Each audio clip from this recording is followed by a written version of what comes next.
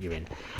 And welcome back. This is Band of Badgers. I'm Dave, your DM on this campaign, and this is the road to Baldurs Gate.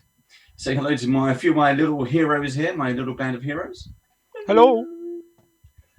Yeah, and that's it really. We're not gonna crash out, but thank you to all our supporters out there.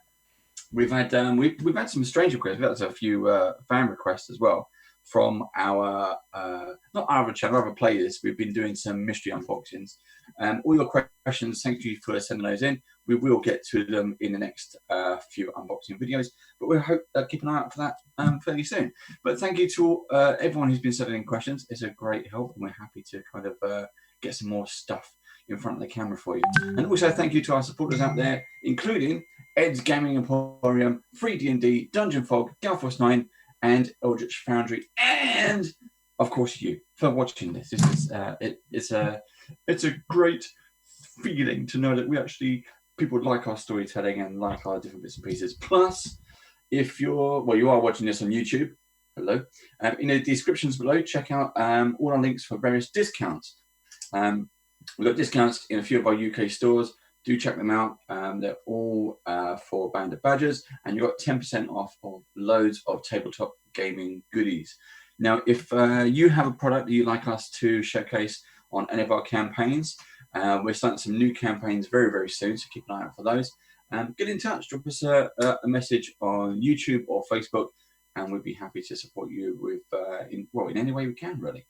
So, everyone, can anyone remember what happened last episode? Where did we get to? No one remembers. Everyone was pissed. We had a big rumble in. I can't say jungle because it wasn't a jungle, but there was a interdimensional tentacle monster thing that possessed a dead body. That's right. And then we fought it with some smoky dogs, not hellhounds. They were shadow mastiffs. Shadow mastiffs, that's it. And we managed to win the day, and then we went to the local town where for some reason they were enamoured with our fame, even though we only just told them the story. We got very suspicious. Lupo's negotiating skills were crazy. Yeah. Yeah. Yeah, Lupo practically bought the entire town for a gold piece. That's it, I'm now a slumlord. So, time is kind of against us, so we're going to crack on straight into the next encounter. If you haven't, if for whatever reason, if this is the first video of the road that you've clicked onto, a little bit of background. The road is based on D&D Beyond's Encounter of the Week series. This series came out in the summer of 2019, just before the release of Descent into Avernus. So we're running through this, and what we're doing is a different encounter every session, so that these guys are taking some extremely low-level characters on a basic road trip and trying to survive. We're getting a chance to fight the monsters we don't often get to see. It's this, especially at, what are you guys now? Level 3? Level 4? Three. 3, yeah. 3. Ouch, level 3. How are you going to survive what's about to happen now? Oh god. Surprised we've survived what we've been through already. Me too. Right, so you are, I'll bring it up on the screen. So if I bring up the next map section, you have left the small town or village of Triel, and you are now following the tradeway down past the reaching woods. It's a nice sunny day. What would you like to do? Well, the last time we walked past the forest didn't go very well, did it? I blame Lupo on that one. Sorry, not Put Lupo. our fingers in our ears and just go la la la. Well, Straight through. well, look, You I haven't got can't. another story, have you? Yeah, well, I can't help it if I tell good stories and then they happen to get us into trouble. But I do happen to have another story about the Reaching Woods, Right. if you would like to hear it. Yep, that's fine, but just let me get myself prepared, all right? Yeah, everybody. Does everybody want to go like 100 meters ahead? I know, I'm just going to get my weapons out and stand ready. Yeah, We just can we gallop? roll initiative now and get that over and done with. And then tell your story. Well, there is a local legend about a group of brigands, which were known throughout the northern Elturel as the Raiders of the Reaching Woods, which seems appropriate since we're going past the Reaching Woods. And stories of their bloodthirsty, cruel ways are legendary. The story goes that they were once common outlaws, or highwaymen, if you please. But one day they set upon what they thought was a lowly trader travelling along the trade road. But he was in fact an acolyte of the demon lord Yaun-Ti. I believe that's how it's pronounced, but please, correct me if wrong, Dave. Yeah, or tell him in the comments below the video. Yeah. If you could spell that, you might win something. I'll dig something out for you to win if you could spell Yaun-Ti. While they thought this guy was just a trader, in fact he was a high priest, a right wrong 'un by all accounts, and a powerful magic user. The brigands beat that priest to within an inch of his life. I guess they must have got the drop on him, and they stole all his possessions. They then returned to their hideout with the valuables they had acquired, not realising that the acolyte was not in fact dead and had followed them back unseen. He waited until the early hours when they were asleep, and even the guard's eyes were too heavy to stave off the warm embrace of sleep. And then he slipped into the camp unseen and slaughtered the raiders' leader, offering up the heart of the leader to the beast of butchery, also known as the demon lord Yaun-Ti. The remaining bandits set upon the cultist and tore him limb from limb in a frenzy that was almost beast-like. And from that day forth, they were little more than pawns of the Lord of Savagery. Over time, the men and women degenerated to the most primal form of their mortal beings, practically running on all fours, snarling and growling like common beasts, and devouring the flesh of their victims, then plucking any shiny valuables from their corpses. But of course, these are just local rumours and fairy tales told to scare children away from the woods at night. And none could possibly have survived after all these years. Could they? We'll have to wait and see. Of course they have. Right. Now you all need to change your That was a good trousers. story. Should we go? Steve's silently clapping there. That should have been round a campfire. I quite like to think that we're not on horseback, are we? That's a shame. No, we're on Damn. foot. Okay, well we're walking All along I've got to at do is leisurely run pace. faster than one of you three. Yeah. But you know what? On this trip, I've done things I never thought I'd do, ever, in my entire life. I thought I'd stay in my village my whole life. And what you've just told me is that there's probably a massive great load of treasure hidden in those woods. Could well be. Sounds interesting. When you Might put be it that worth a way, look. Cole, it does sound interesting. Might be worth a find look. I it mean, I then. wouldn't know where to start, but I reckon it's worth a wander if we've got some spare time. We seem to have wandered off the beaten path many a time, and normally it's to Yeah, it's help always- somebody else. I mean, maybe this time we need to wander off the beaten path to help ourselves. But it's always Yep. done so well for us in the past. Well, trying to help other people, yeah. Maybe a less altruistic know- approach might turn You know, out the differently. original owner of all this treasure, he's dead, bless him. He's gone. And the people that took the treasure, well, they're not exactly nice people, are they? So, if we got it for ourselves, it's not, terrible, is it? No, and if we took down the bad guys, then That's a good thing. that is a good thing, yeah. The last time that we found a big pile of gold was when you put that crazy helmet on. I won't put any more helmets on. Yeah, as long as Lupo doesn't go picking up random objects off people, then I'm okay. But I guess the thing is that this story is a legend, and we don't really know where they were in the woods. The woods is a pretty big place. I mean, we keep our could eyes spend a out little as we bit go of along. time going through the woods if you want. You It's got a kind. cold, Joe, or you got hay fever? It's hay fever. Hay fever again. Yeah. Yeah, Coffee. it's real, mate. It's So great. It starts in June and then goes on for like the whole of summer. So, as you're kind of contemplating Gildor's story, a fresh breeze blows over the. I was going to say plains. Blows over the plains. Yeah, rustling the tall grass and showering you with the scent of fresh wildflowers.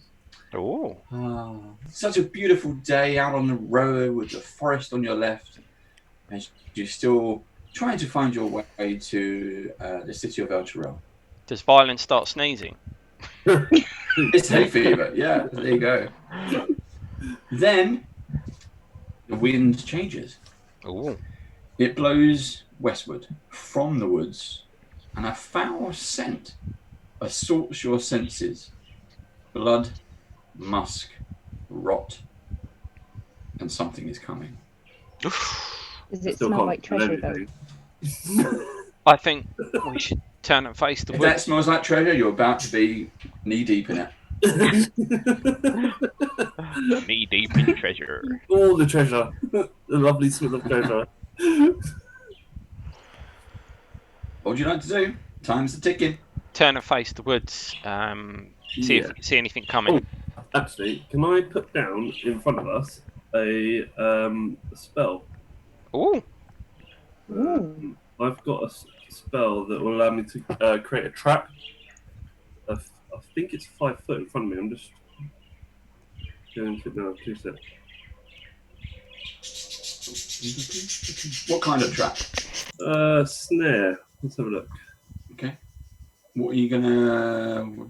I just need a piece of rope in a circle with a 5 foot radius on the ground in front of us. So is there like an opening in the forest that we could see, like that something would?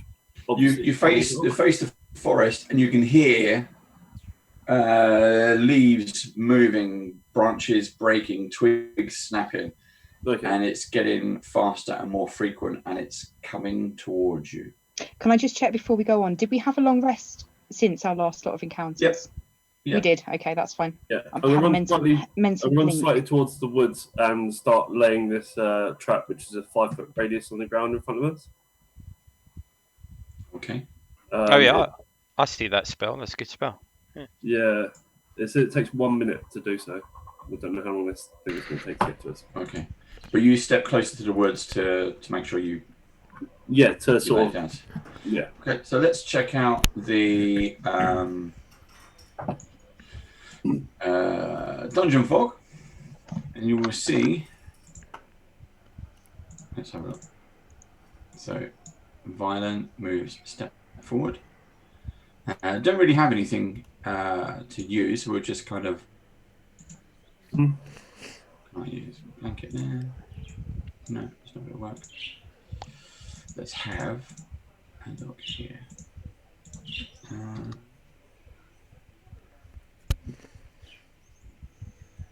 Ooh. We'll use this one. No, this one might work. So we'll drag that. There we go. I know it's a spike pit trap, but Yeah. It's It's a a Sarlacc marker. pit. So, yeah. okay. So there you go. I can cast Starlight. Okay. Cool. So you're busy setting a trap. hmm Anyone else? I'll draw me weapons. I will step back a bit further, Dave. So you're kind of backing away. Are these from 5 foot the squares woods. or? These are 5 foot squares. Yeah. I'll back a couple more back, so I don't have to be that close. Yeah.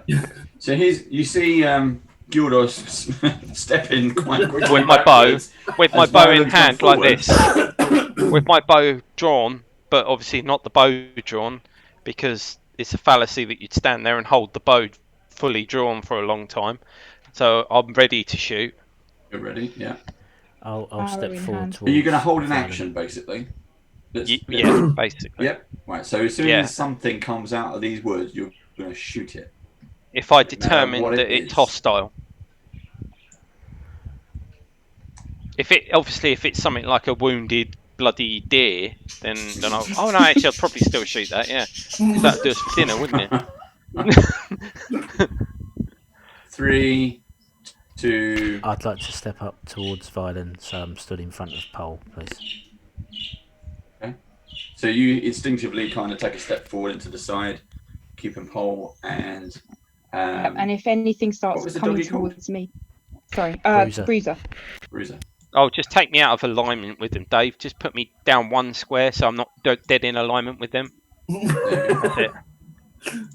No, it's more for the fact that I don't want to have to shoot an arrow through them to get to where. Yep. If anything starts coming out of the woods towards me, then I will ready in action to cast Ray of Sickness at it. Okay.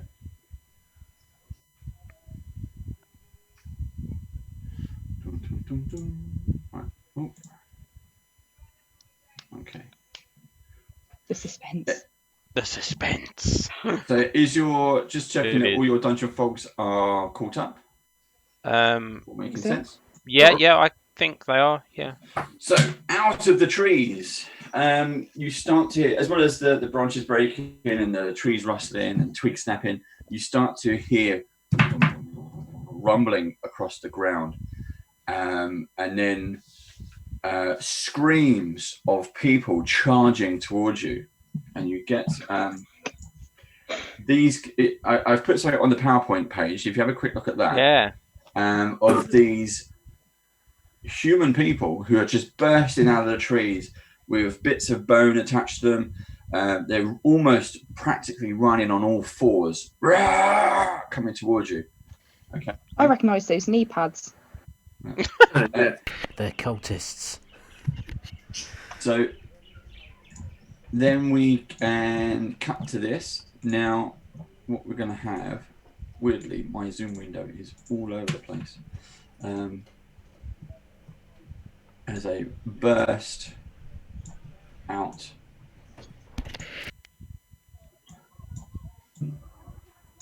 Right. Oh, that's odd. Oh, okay. Right. Say doom, boom, bum, ba-dum. Let's move that. Technical difficulty. Yeah, there we go. I'm just going to stick that there for a sec. Right, can you see? Yes. Is your dungeon fogs all updated? Yep. 4 baddies. Yep. So Baddie 1, baddie 2, baddie 3, baddie 4. Yep, that's right. All of these people just kind of burst out of the woods, the tree line. Whoa. Oh my god. Okay. Yeah. So many badges to kill. So many baddies. Now we're going to use the mob tactics on this. So everybody roll initiative. Before we roll initiative, Gildor, you get your held attack. We're going to treat it as a surprise attack. So basically, you get advantage.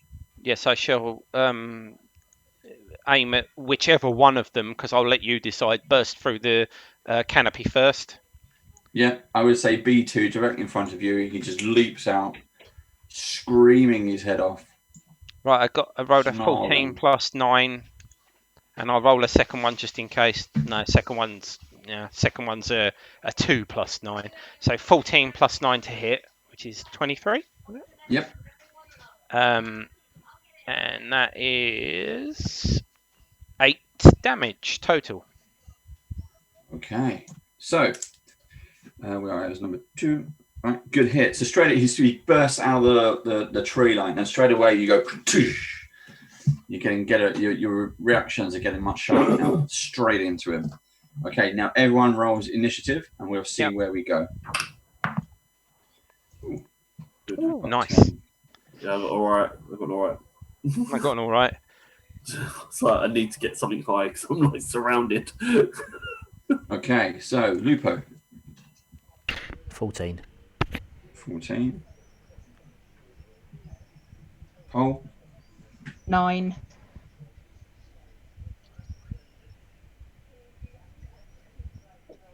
Gildor. I nearly had a nat 20, but it was 19 plus 6, which is 25. Ooh, well done. Let's tick up there. Violent. 17. Good. Nice one, Violin. Right. You're Top of the right. round. Gildor, you're up. Right, as a bonus action first, I will cast Hunter's Mark on B2, Okay. and then I will shoot him again. Right. And that is a 12 plus 9, which is 21 to hit. That hits. You basically just need to get 12. So Okay. 12 or above is a hit. Okay, that's 8 plus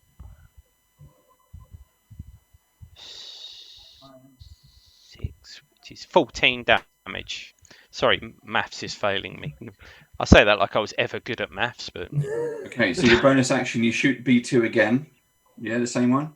Oh, no, that is the bonus action doesn't give me an extra shot. It just, because I cast Hex. Hunter's Mark. Not Hex, Hunter's Mark.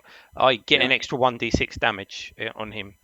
So But you did 14 damage. total. Yes, it was 1d8 plus 5 first off, which was 8 damage.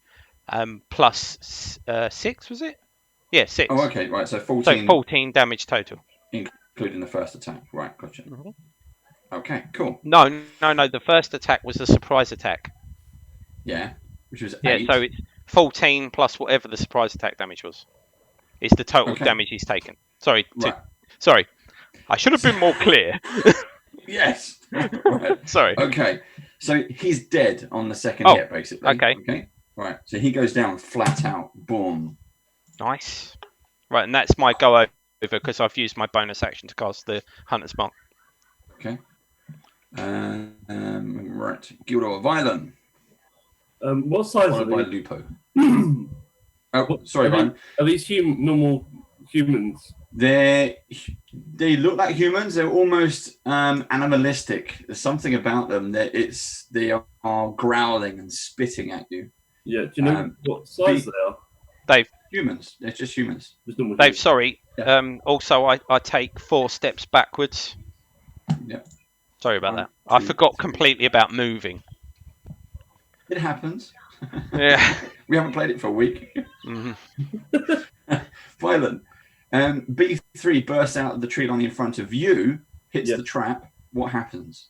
Okay, Cool. so it hoists him up into the air, and he needs to must succeed on a dexterity saving throw or be hoisted into the air. Okay. It's a dex save of 12. I got a natural 20. No, so he's fine. It doesn't go off. Okay. Is that trap still active? Um, Or did it go and it it's just says basically missed after it? the trap is triggered, the spell ends when no creature is restrained by it. Okay, so that's gone. Dum dum dum. Right. What would you like to do? So he misses your trap. The trap goes off, but for whatever reason, it doesn't stop him. He comes running straight at you. I am going to change into a giant toad. Oh, I haven't got a bloody giant toad. If we were playing at our table, I have the perfect giant toad. But It's Toad of Toad Hall. I do not. Why Dungeon Fog is encroaching on the map? Yeah. Yeah, I know. I'm doing. I'm searching for. Oh, here we go. This apparently is called a frog.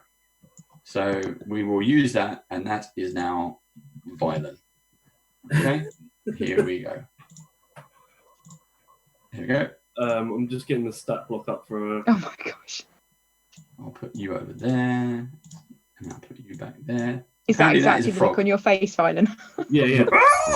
And turns into a giant toad. He's running towards me. Won't be surprised if they ran away screaming. That's hideous. So I'm going to try and bite him first. The one that's standing directly in front of me, which is B3. B3, yeah. 9. I don't think that hits. 9 misses. No. What are you trying to do? Ribbit. Well, once I bite Tongue it, lash. Whoosh. if I bite it, I can Oh. swallow him. Okay, yeah. Sadly, you missed. Yeah. Ugh. That's the end of my go then, unfortunately. Okay, Lupo, you're up. Okay, so I swing my battle axe at B1's feet in an attempt to trip him. So Sure, you don't very want low, to attack the giant toad that's just bounded out of the woods. No.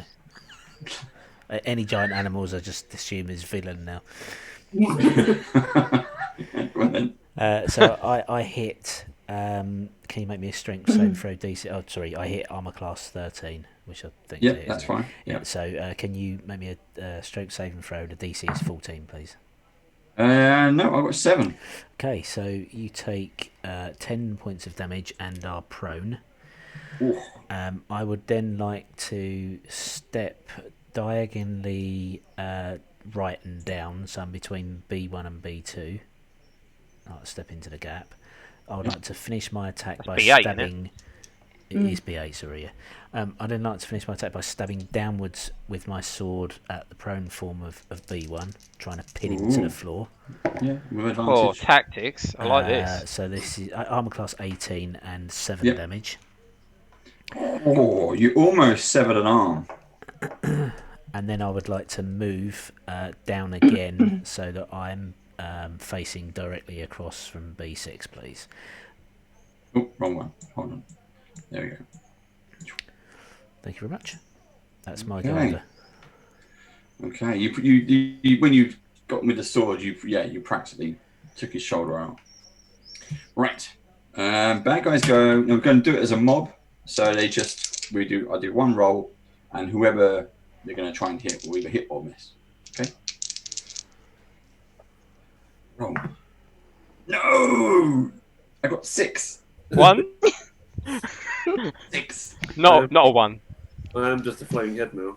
For some reason. Slowly disappearing. It's like Rent a Ghost. Yeah, Mr. Claypole. Right. So because you missed me, I'm going to use one of my superiority dice to do a riposte. Yeah. This is B6. B8, please. B8. Yeah.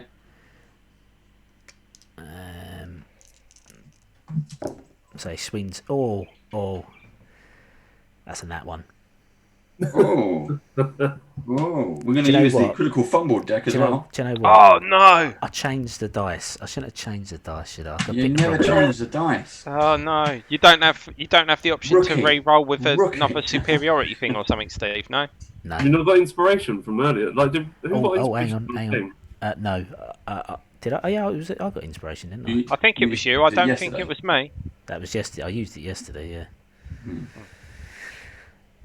No. Yeah. I haven't got it on my You character didn't anyway. take the feat luck, no? At third level, no. No, no, but you could have taken it at first if you were a variant human. No, I maxed out my dual wielding Oh, capability. okay. Yeah.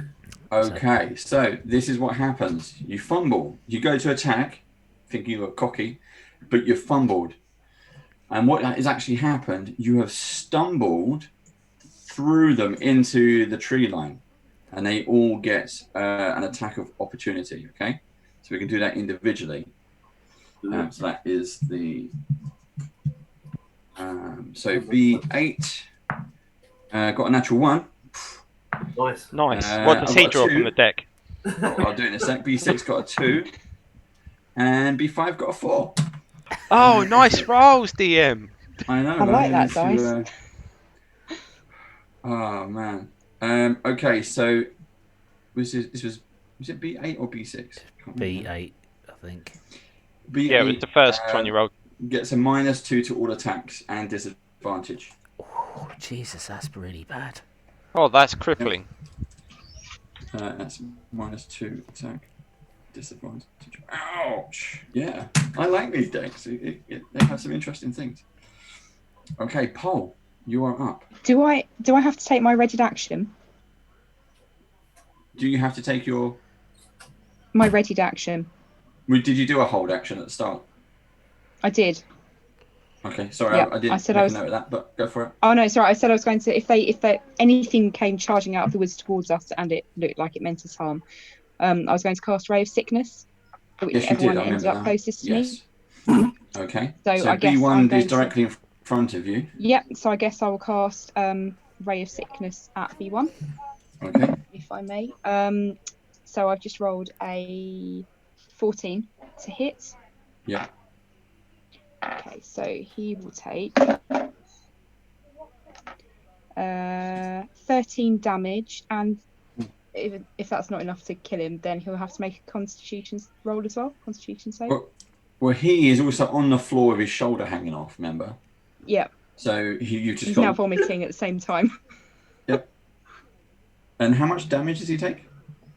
He's taken I don't know. I'm on 12 damage. Yeah, he's done. 0. Nice one. Fantastic. Nice one, pole win. He's vomiting so much he chokes on it. Turns inside out, I think. Oh, love it. Coughs his Right. lungs up. That. And is can the I move Yep. move down a little bit so I'm sort of opposite B6? P6? Yep. Yep. Thank Okay. you. That's something. You see, I forgot to move as well. See, it happens. Top of the round. Gildor followed by Violent. Right, I will move my hunter's mark to B8 B8. Yep. and then shoot him. Go for it. Pew. Oh, another ridiculous roll. 19 plus 9, which is 28 to hit, 28 to hit. and he Hit. takes 10 plus 4, so 14 damage. Eerily. Which one? 8. Yeah, B8. 14 damage. Oof. Yeah. Okay. Anything else? And then I shall move 2 squares up. North. North? Yeah, it Yeah. would be north, wouldn't it? Yeah. Okay. Violent, you're up. So Followed by I'm Lupo. going to try and bite B3 again. Yep. 20, non-natural, I'm assuming that hits. Yeah. Yep. And that is for 5 damage. Okay, we're off on number 3. Yep. Is he? If he's medium or smaller, then I engulf him and swallow him. Okay. You're going to eat him up. Yeah, and then it does an additional 3d6 damage, acid damage Go at for the it. start of each of my turns. Yep. Which is, well, I suppose it says at the start of each of my turns. So is that next turn or? Yes. So next turn, because then he would have been in your belly long enough to take some damage. Yeah. So okay, when So so yeah, he is grappled and blinded, restrained, etc. So Get in my belly. In my belly. Great I'm minds think alike there. I'm going to put him there, just behind you, so baby. he's in your belly. Okay. Yep. You just got to remember it. Anything else? That is all. I haven't taken any damage, have I yet? So No. Right. Lupo, you're up. Okay, I'm going to stab B8 with my longsword from behind. Stab him up big time, Lupo. That's 24 for 12 points of damage. Okay, you kill Nice him. damage, nice. He's Woohoo! dead. I'm then going to step down, swinging horizontally my axe as I do so, and attack B6. B6, yep. Hits armor class 16, does 10 damage. 10, and we're off on number 6. Okay. Bandit's turn. Now I'll move So first. could you, sorry Dave, could you move me down please, 1 square? 1 square. There we go. Thank you. So B4 and B7 start going after the giant toad. B5, B6 and B5 will go for Lupo. Now we're down to smaller numbers, so I'm going to start rolling singly. Yeah, So maybe. B4 is going to attack Violent Toad. Natural 1. My God. Yeah. Again. Nice. This is I love these B4, dice. wasn't it? I'm starting to feel sorry for you, Dave. I might let you re-roll that. Your weapon fly. Oh bloody hell! Your weapon flies 1d4 times 5. Oh, okay, What? 5. 5 feet in a random direction. So he is weaponless. Into violent. Yeah. So he has no weapon. So B7, it has no weapon. He's going to have to go off and find it. Sorry, right, B7. B4, 14, 15, 17. That hits. Okay, now we're off. Come on, catch up. I've already lost half of them. Come on. Or 5 points of damage. Cool. As he manages to stab you. You're not sure if it's a metal dagger or some kind of like a deer bone or something. 7, 6 is going to attack you. 8, 9, 10, 11. That's going to miss. I'll do Lupo. riposte on him then, please. Okay, B6. 23 Hits. for 13 points of damage. He's dead. He goes Nice down. one, Lupo. Very good.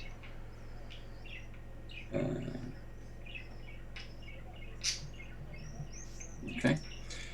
That was number 6. We make him invisible for you. There we go. And finally, B5 goes to attack you.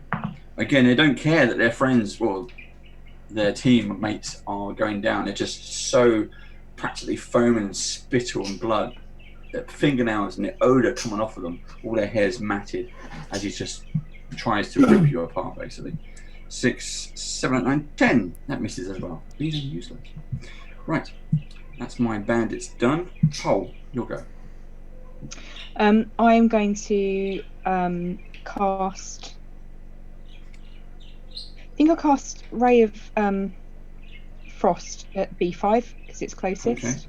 Okay. B5, yeah, go for it.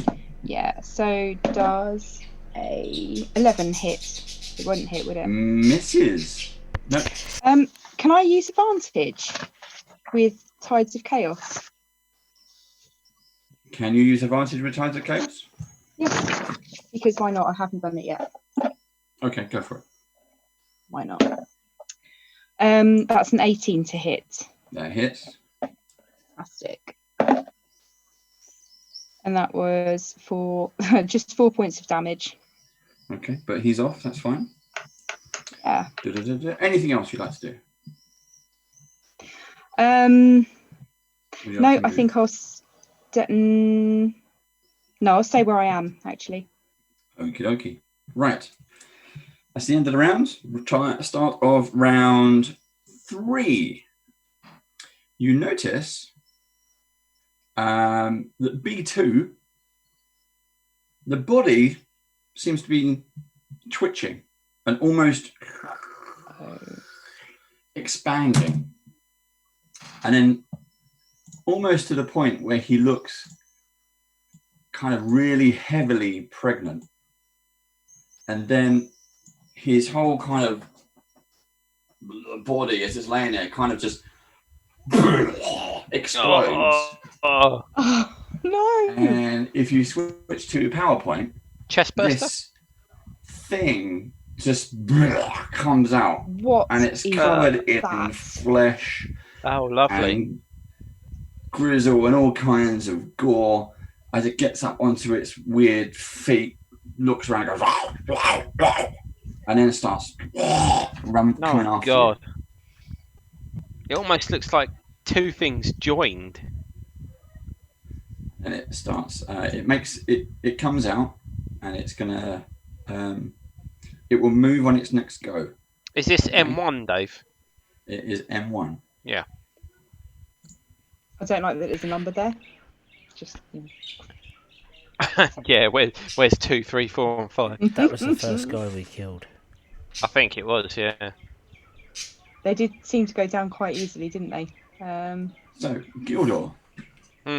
I'll move my hunter's mark to this new thing that's just burst out and then Okay. shoot it. Yep. Go for it. And that is 27 to hit. That hits. I get You a ridiculous 13 amount, to by the hit. way. If you're wondering, it's +9 I get to hit now. No, I like playing Rangers. I know. Yeah. So he takes 10 plus... Considering you're only third level when you can do that nice. much damage. A little bit more than 14. 15 damage. He takes 15 10 plus damage. 5. Oh. Right, so you fire off the arrow. Funks really deep into this mound of flesh. And you see these kind of eyes, and they're like snail eyes. They go, "Bleh," and they kind of point in your direction. And it just kind of starts shuffling in your direction. All right, well, I'll move further away then, because I've still got to move. Yeah. So I'll move about 4 or 5 squares north. Okay. But it's seen you now. That's all right, as long as I can keep it far enough away. Right, you're moving north, yeah? Yeah, north, about to the top of the... is it 1, 2, 3, 4? 4 squares. 4 squares. Okay.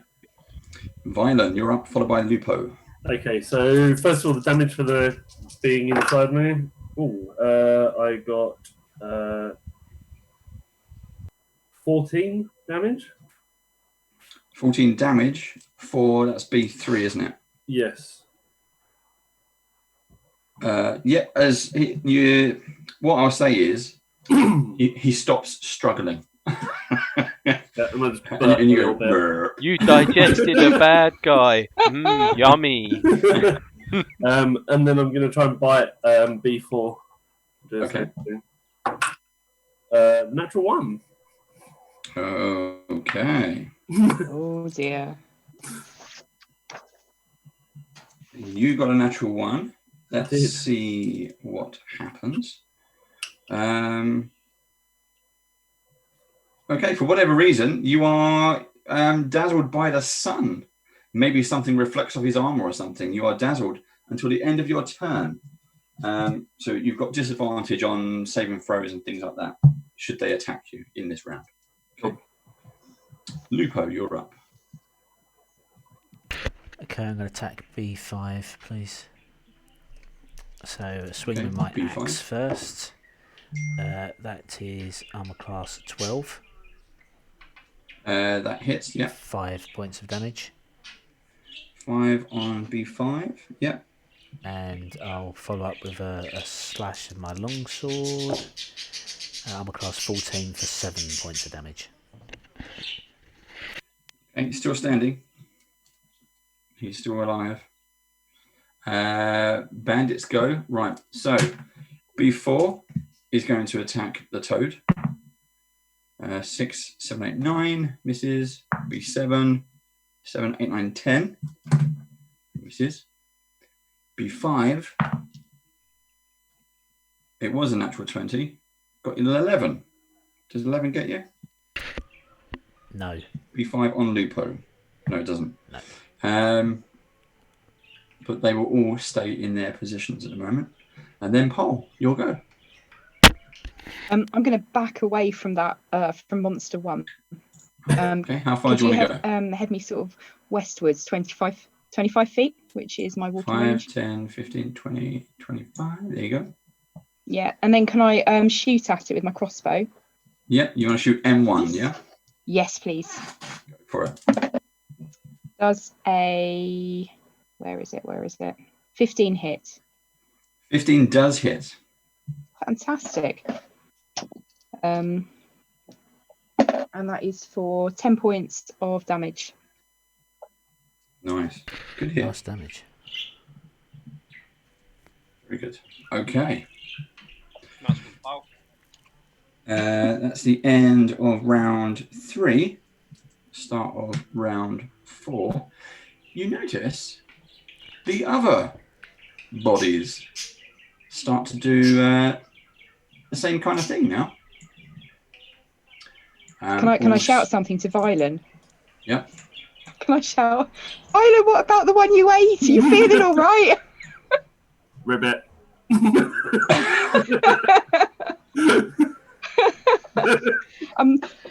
me know if Do you want me to cast Ray of Sickness on you? Rabbit.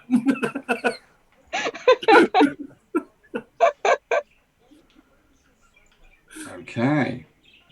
And then what we do I'm thinking that it is- bursts in my stomach, and then the monster's killed by my stomach acids as well. Oh god. You know that scene from Alien.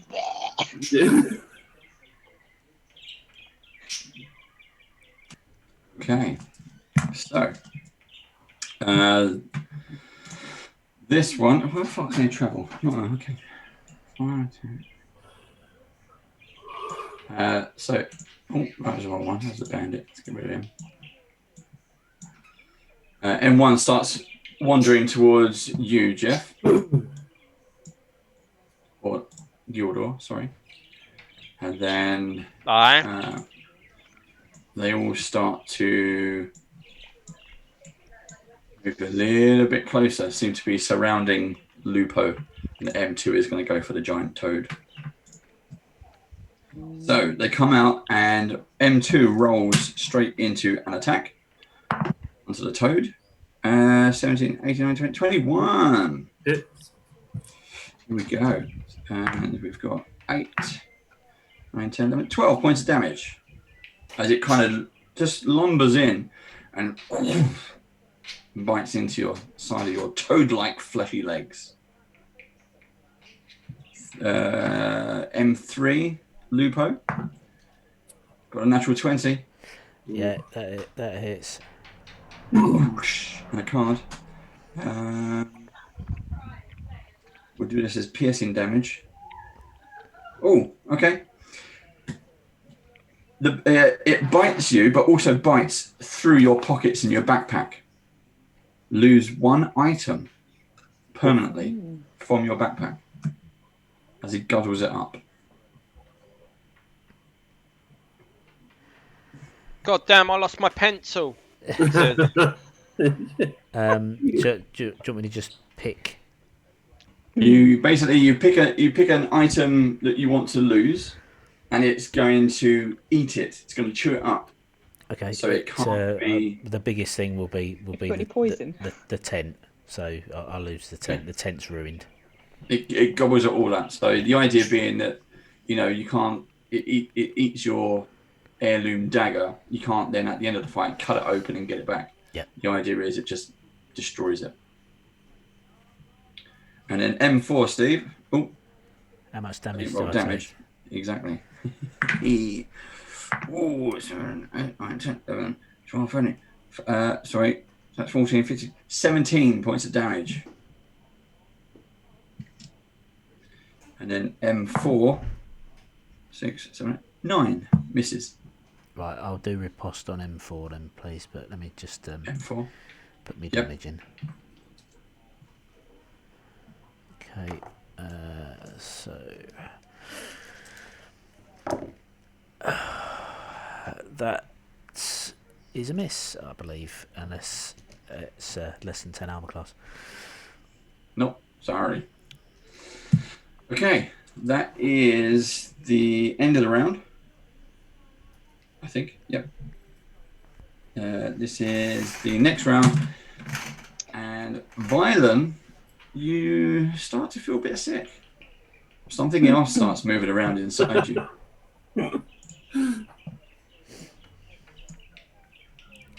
We'll come back to that one. We'll do that on your turn. Gildor followed by Violen. Right, I'll shoot M1 again. Okay.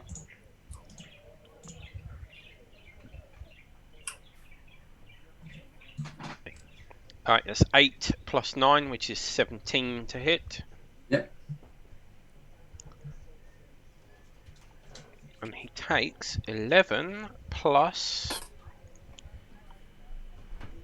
4, so it's 15 damage. 15. Good hit. Well done.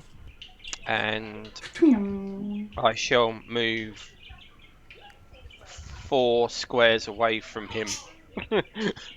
Which direction? North, I guess.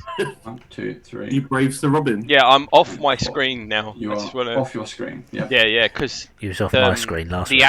Yeah. Yeah, I can't see. Because the action on my screen is all taking place in the top right-hand corner. If that makes sense. Right, here we go. So that's Gildor. Violent. Let's do your action first. What would you like to do? I'm going to try and go for M2. Yep. Fight it. 10. 10 misses. And I'm also going to heal myself slightly for 1d8 hit points.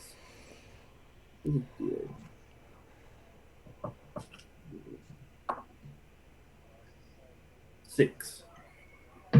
Okay.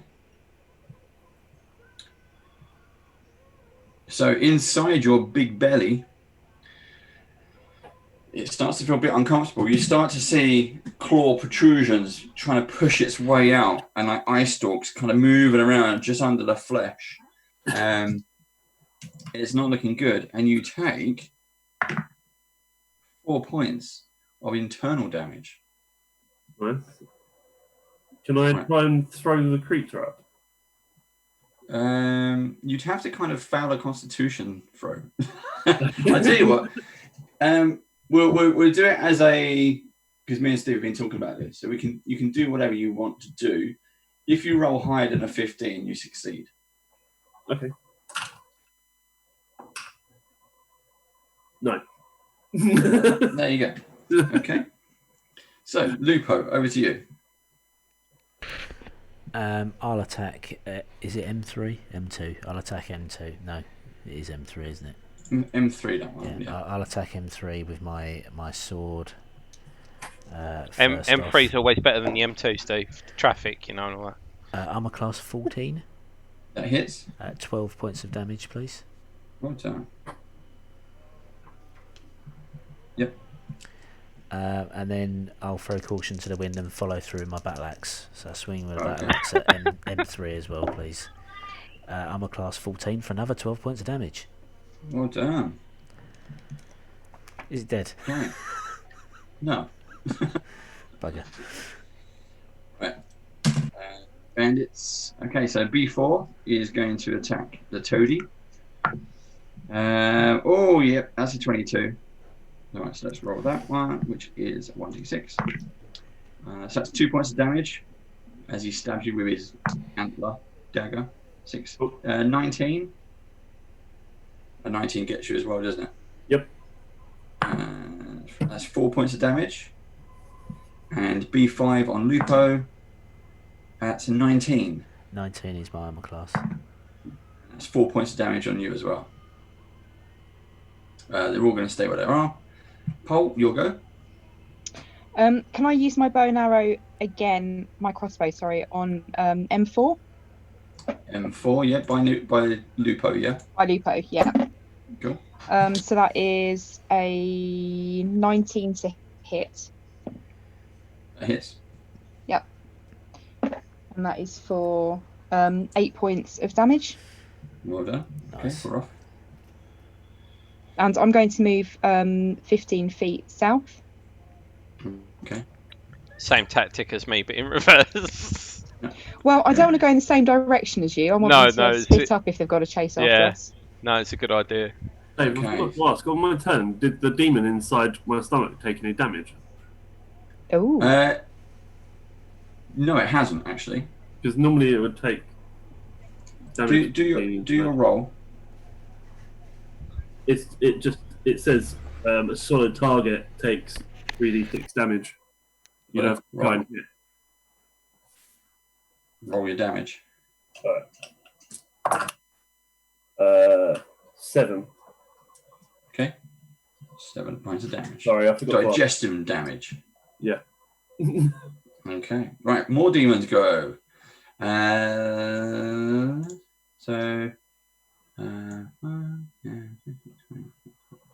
we go. Coming to get you, Gildor. Can't see it anymore. Both off the screen now. Can't see either of you. I can't see you. Yeah. M2 is going to go for violent. Ooh, 18 and 20. Yep. And that's 5, 9, 10, 11 points of damage. Cool. M3 on Window. Lupo. 16. That's a miss. 16 gets you, Lupo. It's a miss. It's a miss. And M4. No, it's a miss. Okay. Top of the round. We are. Where are we? 1, 2. Yeah, we're good. Okay. Gildor, followed by Violent. Right, I shall shoot M1 again. M1 is 10 foot away from you. Yeah. All right. Well, first of all, then I'll move away from him by 30 feet. Okay. And then I'll shoot him. Okay. And Pichu. It's a natural 20 for 29 to hit. Yep. Oh, it automatically rolls 2 dice for damage on D&D Beyond. Ah. Awesome. So it's rolled 17. You're doing the laughing. Yeah. Oh, they're watching Gogglebox. It's hilarious. So he takes 17 plus 5 damage. Ooh, he's okay. You managed to hit it, and it's the final hit, and it just unceremoniously just kind of slumps down into the grass. Like a sort of blob thing, deflating. Nice. Boom. I have But no you can movement. see off in the distance. You can see everyone still fighting in the tree line. Yeah. How far away from them am I roughly? Well, Give or take. 5, 10, 15, 20, 25, 30, 35, 40, 45, 50, 55, 60, 70, well over 100 foot. Oh, that's fine. I've got a normal range of 150 feet, so I'll stay where I am and just keep shooting the next ones when it's my turn. Okie dokie. Cool. Actually, I need to check. I do need to check that the spell has a range of. 90, Oh, I think. okay. I need to move within 90 feet of them, Dave. So next round, that'll be my first thing I do. If I forget someone, remind me, please. And that's my Violent. go over. Cool. Violent. So You all go on. You'll go first. 8 damage from internal digestion to the Maw demon. Yep. Is it still alive inside my stomach? Yep. Cool. I'm gonna bite M2 again. Okay. 11? No, 14. Okay. 14 hits. Yeah. And it is 1d10. 7 damage. Yep. So because I've got something inside my stomach already, I can't eat it as well. Okay. I'm going to repair myself for 6 as well, and then I'm going to try and leap out. Okay. 20 foot away from them, sort of to the... There. Yeah, that'll do. Right, they're all going to get attack of opportunity. Yes. Okay, so B4 is first. Missed. And B7 misses. M2, 16, 17, 18, 19. That hits. Okay, that's 1. That's 4, 5, 6 points of damage. Okay. Lupo, you're up.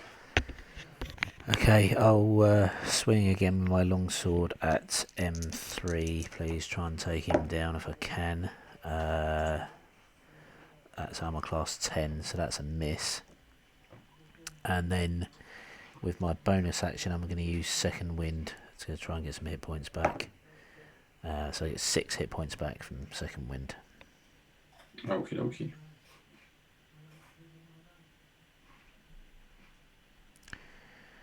And that's my go over. Okay, so the bandits are gonna start. 1, 2, 3, 5, 10, 20, 20, and he can stay there. So B4, attacking a toad, missed. That is a miss as well. And then B5, attacking Lupo, is a miss. You know, B7's not got a weapon, it's just unarmed strikes, isn't it? Yeah. Yeah. Again, you have to. I've got the note, but you just have to remind me. Yeah. Pole. I'm going to go for M4 with my crossbow again. Okay. Does a 19 will hit? Yep. And it will take 11 points of damage. Nice. Good hit. Awesome hit. Okay. Would you like to do anything else?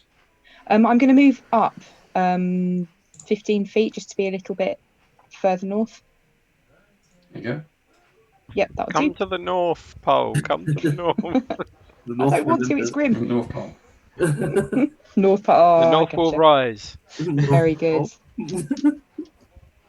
And then it's the more demons go. Let's do M3. Got a 13.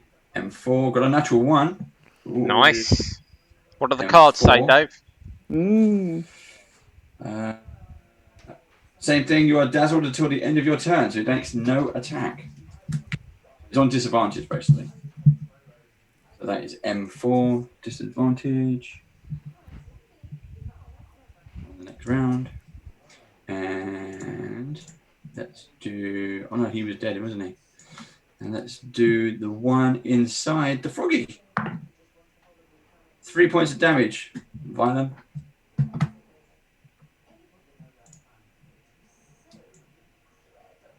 Are you there, Violent? Come in. Yes. Sorry, Yes. what was the question? 3 points of damage from the thing inside you eating its way out. Yes, my bad. Cool. End of the round. Next round. I'm not looking. Gildor. I'll move to within 90 feet of B4 Yeah. and stick Hunter's Mark on him. Yep. And Do you want me to put you on the screen? yeah, if you want to. Yeah, that's fine. Yeah. Yeah. And then shoot him Okay. Go for B4. with the shootiness of the shooties. That's a 7 + 9, which is a 16 to hit. That hits. And he takes 9 plus 5, so it's 14. 14 and 15 seem to keep popping up. I think I'm going to have to write to the devs on the D&D Beyond and tell them to check their algorithms for the dice rolling. It's never rolling the same 14, if that makes sense. It's or 14 or 15. It's rolling them in different numbers. Did you treat what I mean? yourself to the new blacksmith dice? No, not yet. I'm thinking about it, but then I'm thinking, do I want to buy something that isn't real?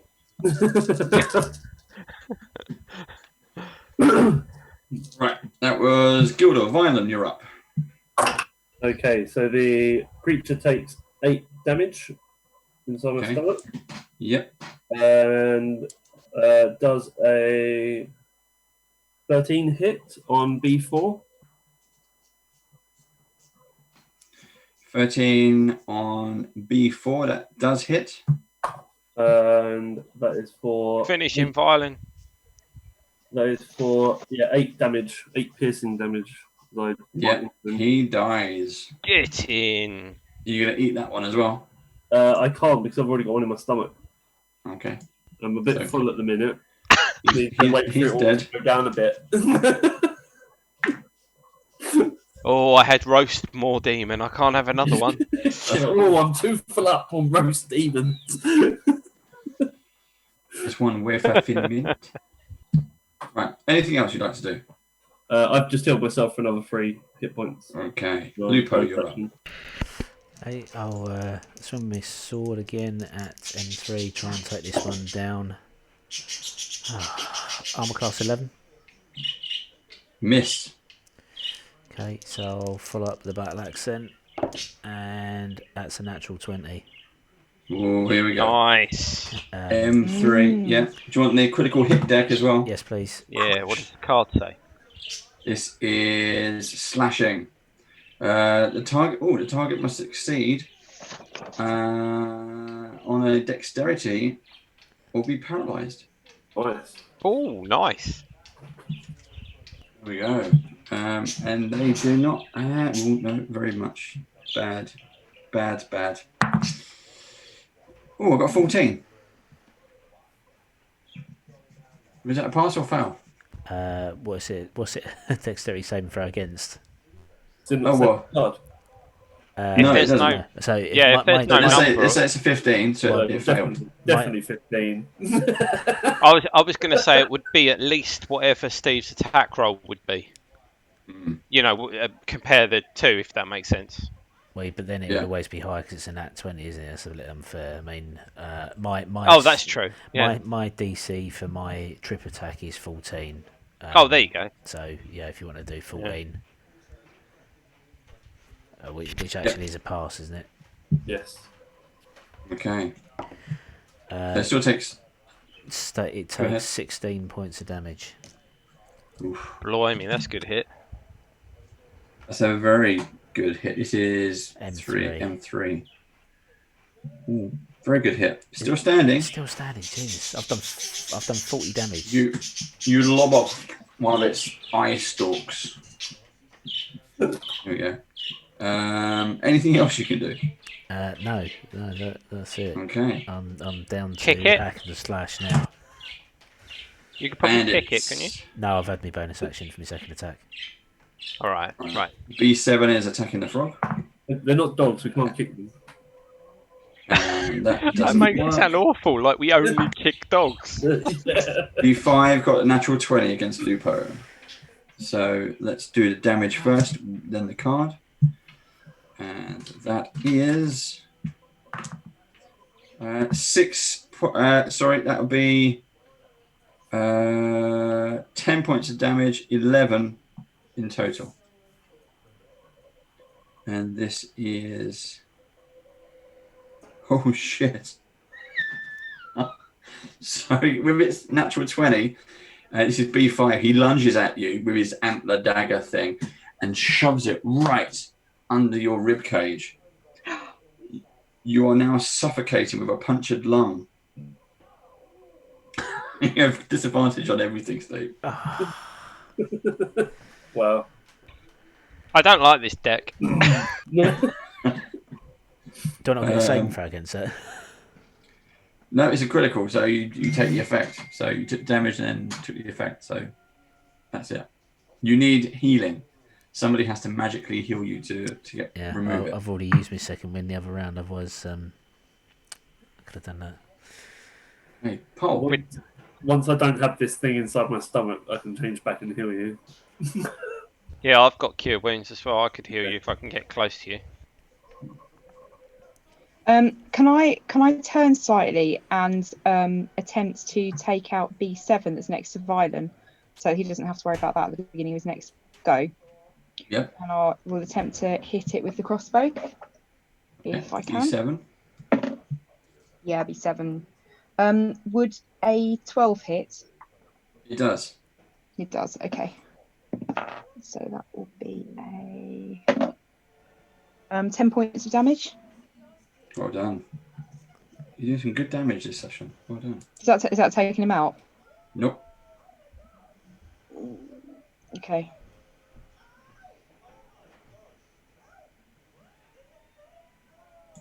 Anything else?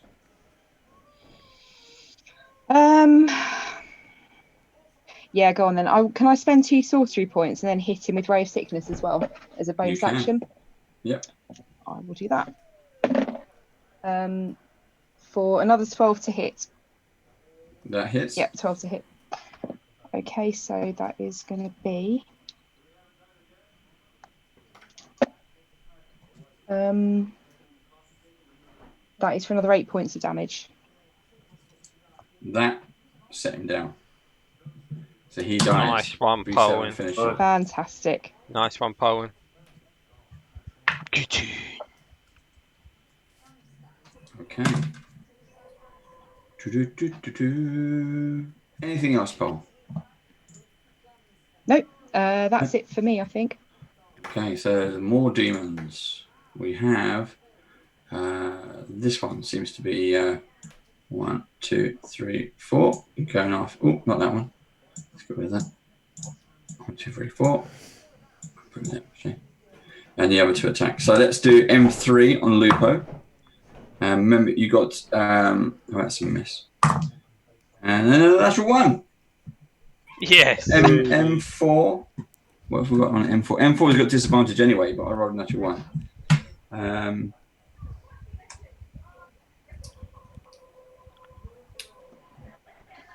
This is a bit harder to do. I take basically 3d6 of damage. Oh, bloody hell. So would you like to roll that, Steve? So biting into your armor or whatever as a fumble, I Smashes hit his something teeth up. sharp and hard. Yeah. That's seven points of damage. So That's 3. he tried to follow up, and because the tent weren't there, he's bitten into my scimitar in the backpack. How much damage? 7. Okay. Yeah, his mouth explodes into blood, gushing out. Right, that was that one. And M2 goes for Big Toady and misses. An 11. Right. End of that round. Next round, Gildor, followed by Violin. I am going to step 30 feet to the east. Yeah, east. Yep. And then shoot M3. Hold on. Yep, How many? M3, yeah? Yeah, in the how tree many rounds have we done? I just want to check because I don't know how long. Mm. Oh, it's up to 1 hour. I Yeah. was going to say I don't know how long Hunter's Mark lasts. Yeah, it's up to an hour. So yeah, I'll move Hunter's Mark to him. M3, yeah. Yeah, and then I will attempt to shoot him. And that's 4 plus 9, which is 13 to hit. Yeah, hits. And he takes... Oh, nice. 13 plus 4 damage. 17. 17. I had to use my fingers there. Yeah. That's fine. That one dies. Again, it seems to fall and slump Nice. over. Well done. Did you? And that Well, is good. the end of my turn. Okay, Violent. Right, so more demon in my stomach takes 12 points of damage. 12. You feel it kind of struggle, Mm-hmm. as if it's like, and then it just dies down, and you go. Tells a bit. This foul-smelling gas comes up. And then I got a natural 20 on to bite M2. M2, well done. Natural 20. Okay, we got a card as well. Do your damage, and then we do the card. Yeah, so I rolled 5. Are we doubling the dice or are we rolling 2? We double the dice and then add your bonus. Right, so 12 points of damage. Okay. And then obviously he's been eaten as well. So whatever the card does on top of that. You're still gonna eat that. Yeah.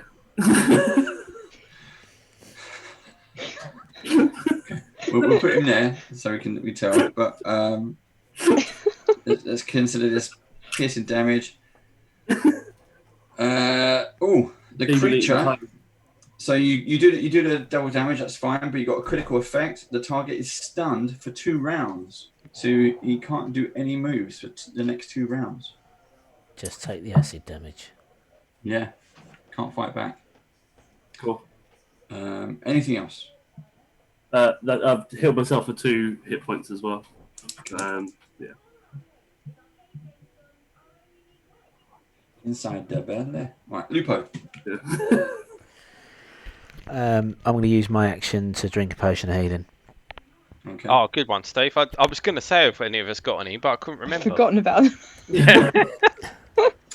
I've literally been raising myself with my bonuses. I got down to 1 hit point at one point. Another reason why I like the Galforce 9 cards, because they're easy reference, but also the item cards. So if you have a potion of healing, then you've got it in the deck in front of you. Yeah. So you can say, look, it's you've good. got my potion of healing. It's really good to have a visual representation of something you've got on yourself, because then you know you've got it. Especially Yeah. something If like I that, can't you can see it, use it's not there. So Yeah. So that was my action, take potion of healing. And I'd like to take my bonus action to attack with my battle axe, please. And I'm going to attack M4. M4. So I swing, I hit armor class 24, and I do 7 points of damage. Well done. Boom. Okay, 4. Still standing. You are cutting bits out of it, but it is still standing. Bandits go. We've only got one left. B5 attacks Lupo. So 18, 19, 20. 20 hits. And 5 points of damage as he shanks you.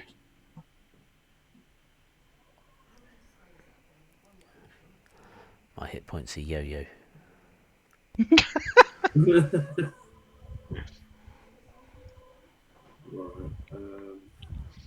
Right, Paul, you're up. How many hit points? can I tell who looks in worse shape, whether it's Violin or Lupo? No. Violin is Can't a tell. giant toad. Unless you're a vet. Or a No, druid. I don't believe She's got that. a dog. Yeah, she knows about animals. She's got a dog.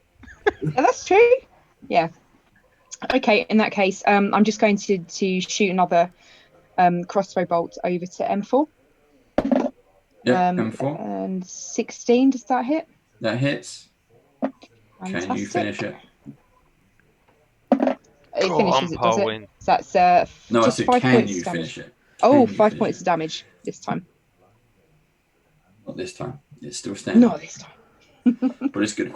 Right, more demons. M2 is stunned for 2 rounds. So he's inside and stunned, so he can't do anything. Oh, of course, Violent's eaten them too, hadn't he? Yep. And M4 is going to attack Lupo. 18. Missed. Oh, well done. Okay. Nice. That's the end of that round. Next round, it says, one of the bandit bodies explodes, and that pops another demon. I can't remember exactly where we killed them all, but there we go. Okay, and Gildor, you're up.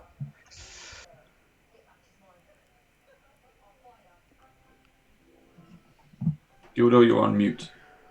Yeah, I was just thinking anyway. Sorry, I wasn't saying anything, but rubbing my nose and thinking, giving the signal. Can I 5, 10, 15, 20, 25, 30? Yeah, I'm going to move to 2 squares above Polwyn. Yeah. And then shoot B5. So I move my hunter's mark to him and B5, then, yeah. Yeah, and then shoot B5. Okay, go for I it. can imagine you being like, this is how it's done. No, I'd never be like that. It was more a strategic move to try and get a better shot at the person. Do you know what I mean? So I've rolled a natural 20, Dave. So 20 plus 9 is 29. Yep. The damage on its own is 13 plus 5. I would absolutely love to pull out a critical hit card, but he's dead. He's dead. Bugger. I was hoping to get a really juicy critical hit card. Is that how it's done, though? And then I turn to Polwyn and say, your turn. Shoot bandits like Gaston. Okay. So because that M2 is stunned. Does it have a react? It doesn't get a reaction if I move away from it, right? No, it's inside, It's inside you. Maybe that you. one. ate it, remember? Okay, yeah, I did. And it's stunned for 2 rounds. It can't attack you, but it will take damage. Right. He's being gobbled. Yeah. It takes 9 damage. I'm gonna move over to M5 and bite M5 as well. It hits? It was like a 24. So I was going to say, do you need to move M2 with him? That's quite weird. Yeah. You've got to try and remember that he's not actually on the field. And that is for. Oh my god, that was an awful roll for 3 damage. 3 damage. Okay. And we're off on M5. Right. Lupo, you're up. We've got no bandits left. So B5 has just gone down, hasn't he? Yep. Next to M4. Yes. Okay. I'd like to lay waste to his remains to try and prevent another demon from spawning. Sexy, Okay. I like it. You're going to hack the body. Yeah. Do I roll to hit or? Yes. Just in case you get a natural 1. Stationary objects. So I didn't get a natural 1 or a natural 20, and I didn't get a natural 1 or a natural 20 with a second hit. And in total, it is 20 points of damage. Okay, so you literally wail into the prone body, hacking as much as you can, the midsection and the stomach area, till it's just mush. Yep. Basically destroying the vessel. Well done. Have an inspiration point. Thank you. Nice job, Lupo. Anything else you'd like to do? No, that's it. Thank you. You will need a bath afterwards. Yes. Right, Paul. Oh, you're up. I'm going to take out my crossbow. I'm going to try and copy Gildor's pose and line it up. I really concentrate because, I've got to hit it with my crossbow. I'm aiming at M4 again with a 17 to hit. It hits. Nice Can one, you do Paul. it? Can you do it? 8 points of damage. No, still standing. No! How many arrows has he got sticking out of it at this point? Quite a few. Yeah. Steve's going to fall on it in a minute. Anything else? Loads of arrows running around with like a demon. He's gone from like toad to porcupine. Yeah. No, that's it for me. That's it for me at the moment. Okay. More demons Unless go. there happens to be any puddles around, in which case I'll use my water and dump it over Lupo. M5 misses. M4. Ooh, 15. 16, 19. 19 just hits. That is my armor 19 class. hits you. Here we go. 3. 11. 12. 13 points of damage as it tromps into you. He did that while you attacked the bandit's body, so he was able to get up close to you. Okay. Are you still standing? Oh yeah. Okay. Hell yeah! Top of the round, Gildor. Right, I'm going to move to 2 squares below Polwyn. I think it's 5, 10, 15, 20. Yeah. That'll do. And then shoot M5. Moving Hunter's Mark, obviously, again. So M5, yep. Yep. And it's a 28 to hit. Well done. Oh.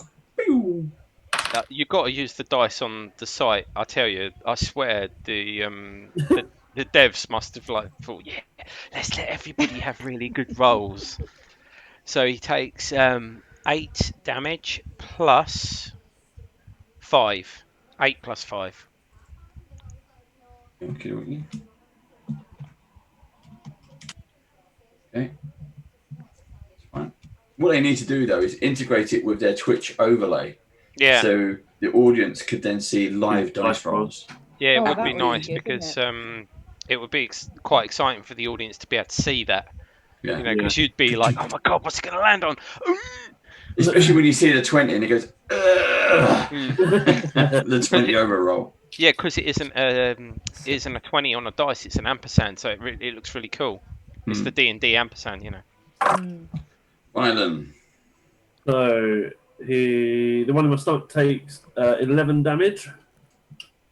Yeah, and you feel it go, and then no more movement. Ribbit. I don't hit M5, unfortunately. I do get 3 hit points back. Okay. Lupo.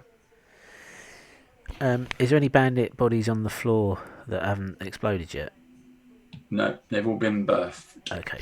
All right. In that case, I will hit M4 with my longsword. Did you please. say birthed? Birthed. Oh! And it's literally, they come out in a sack, which is your stomach. Oh! And they roll out, and so it all like comes.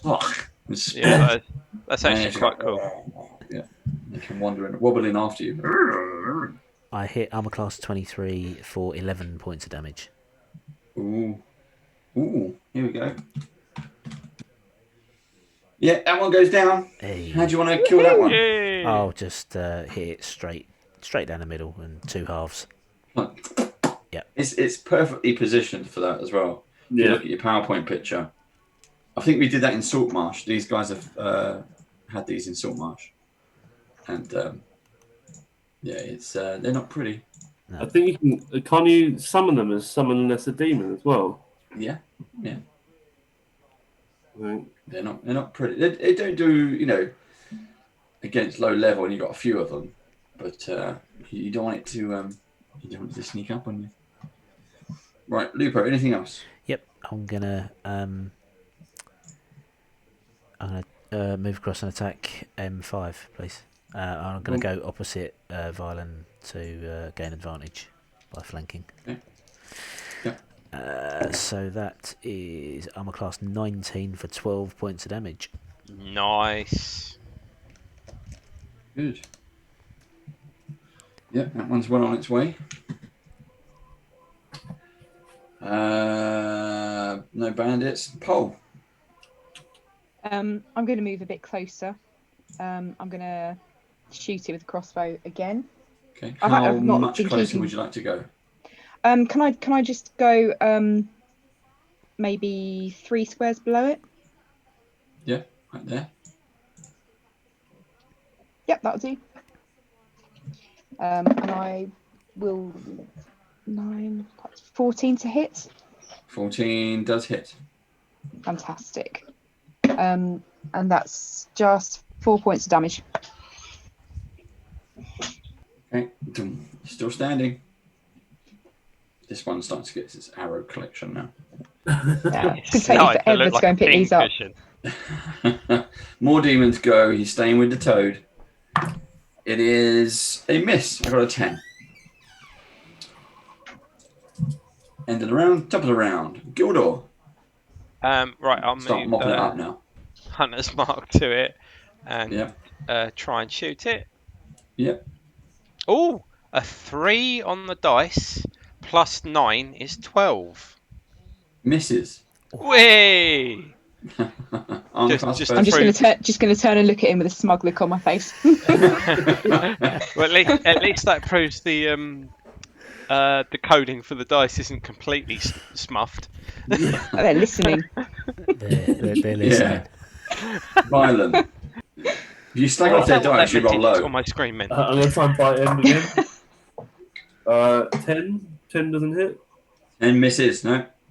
And You swallow Lupo instead. I'll regain 2 hit points again. Okay, Lupo, you're up. Okay. You've just seen two Come on, missed Lupo, attacks do it. going on M5. Do him, Lupo. I'm gonna It's lit. swing my sword, follow it up with my axe. The sword hits 17. The axe only hits an 8, and the sword does 9 points of damage. 9 points of damage. Okay, Nice one, Lupo. it's good. It's good. Okay, still standing though. Pole. Here Go we on, go. Pole. This Finish is it, it. Pole.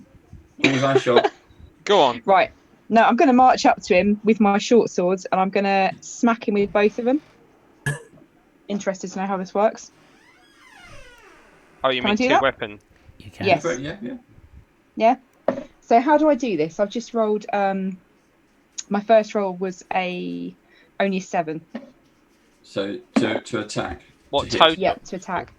7 Okay, total to attack. So with that the one first misses. So Okay, the second one. And then you go in straight away with a second attack.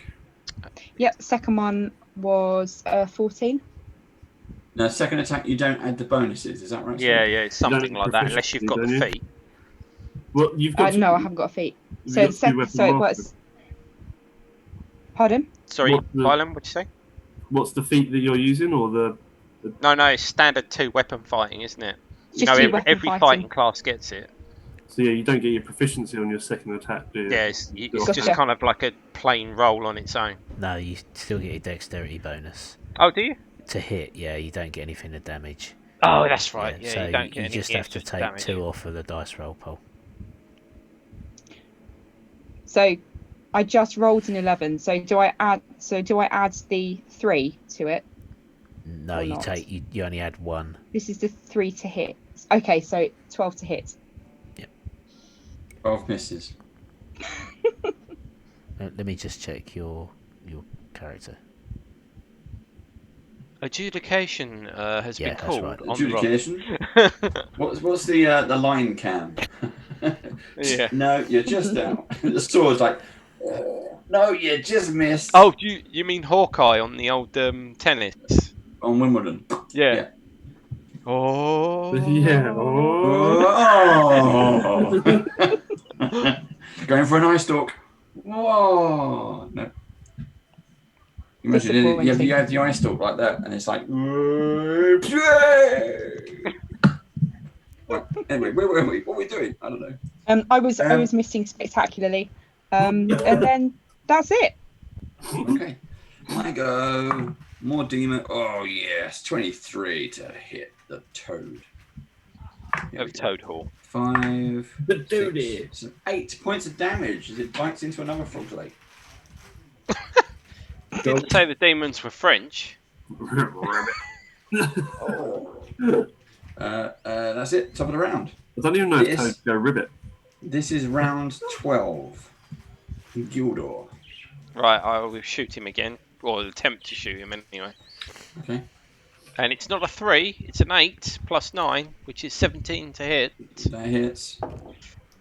And Is he going to finish it? We are so close. Come on. Nice. He takes 13 plus... plus 1. That's just for you. So 14 damage total. Yeah, so you hit it, and it just goes. Boosh! Buds into Woohoo. the flesh. Well Woo! done. Nice one. And once the calm has missed and you're like catching your breath, you realise I feel even more skilled than I was before. We're now 4th level. Well done. Yeah! Very cool. I'm going to revert back to human form and then just proceed to start like spitting on the floor. Yeah. And then then once him I'm bend over, hands on his knees. Go team roadkill. Yeah, and then be like, well, that's breakfast sorted. Right. Well done, everyone. Well done. Okay. We, for those of you watching on YouTube, stick around. We can fast forward this bit because we are going to take a quick break. And we will see you in about 5 minutes. Bye-bye. Yeah. Bye.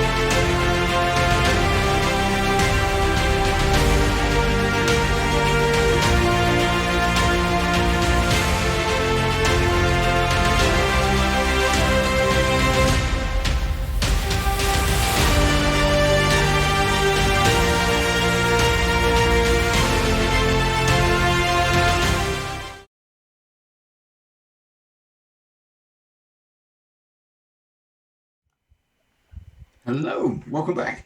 We're going to carry on. We just had a quick break, so we're going to carry on from where we left off. We are going to jump forward a little bit.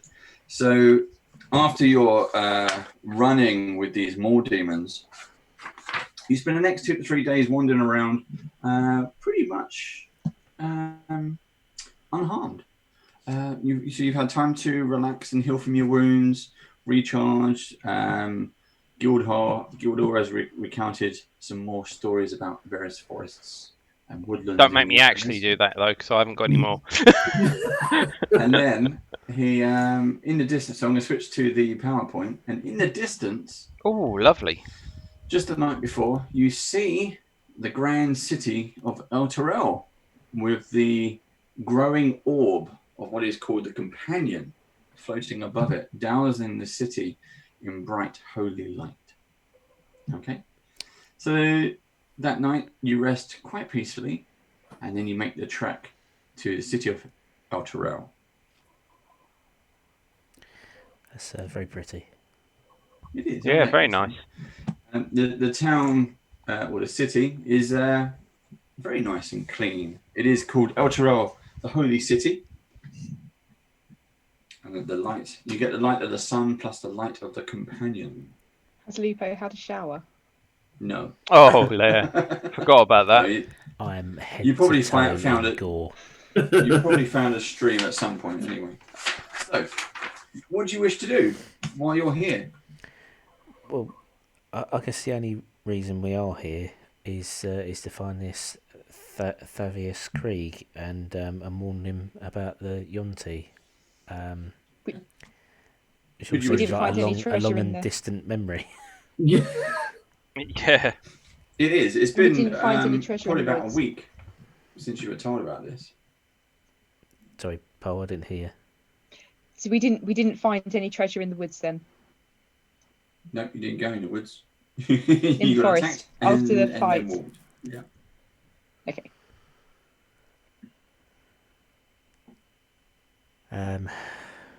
Right. So the only information we've got on Thaveous Creeg is the Raven Guard, and that he had somebody had a tabaxi travelling with him Yes. Called 6. called 5 or 6, yeah. 5 or 6, yeah. And then we've got the Hellrider badge, which I'm wearing, and we've got a large gem of brightness as well. You must have that, Paul. I was going to ask you for it, but I didn't put it into my inventory. I should do that now. So,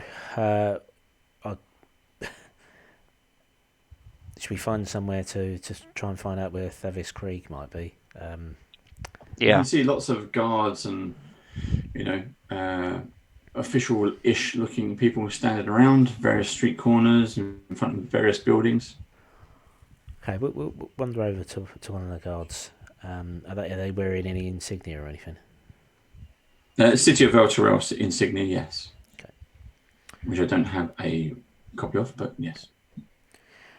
G'day, sir. How are you today? I haven't paused. I'm just not responding. I wonder if you Rude could. gits. I wonder if Oh, hold on. They might be like the the beefeaters in London or whatever. They might be. The Queen's Yeah. Guard. So we might need to find some that are not sort of on guard duty as such. Right. So we move and find one that's mobile. Yeah, something like that. Yeah. We'll wander around. There's a squad of 4. We'll wander over to that squad of 4. G'day, sirs. How are you today? They continue marching. How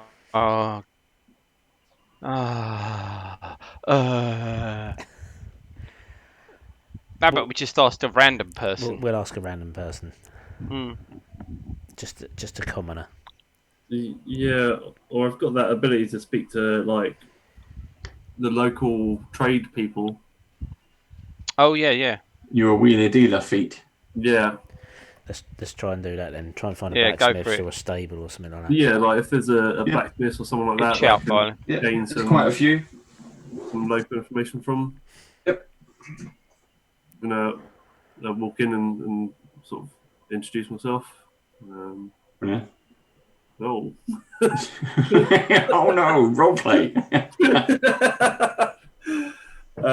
Yeah, we're new in town, and we're currently looking for some information about Thaveous Creeg. His name was?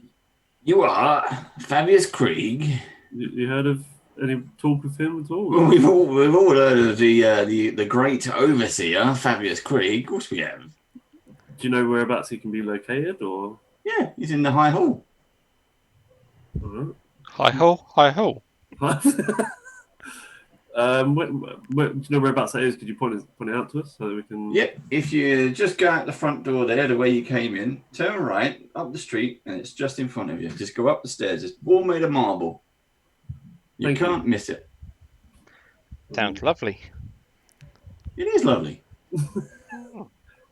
Is there any other sort of goings-ons that you've noticed that we should be aware of?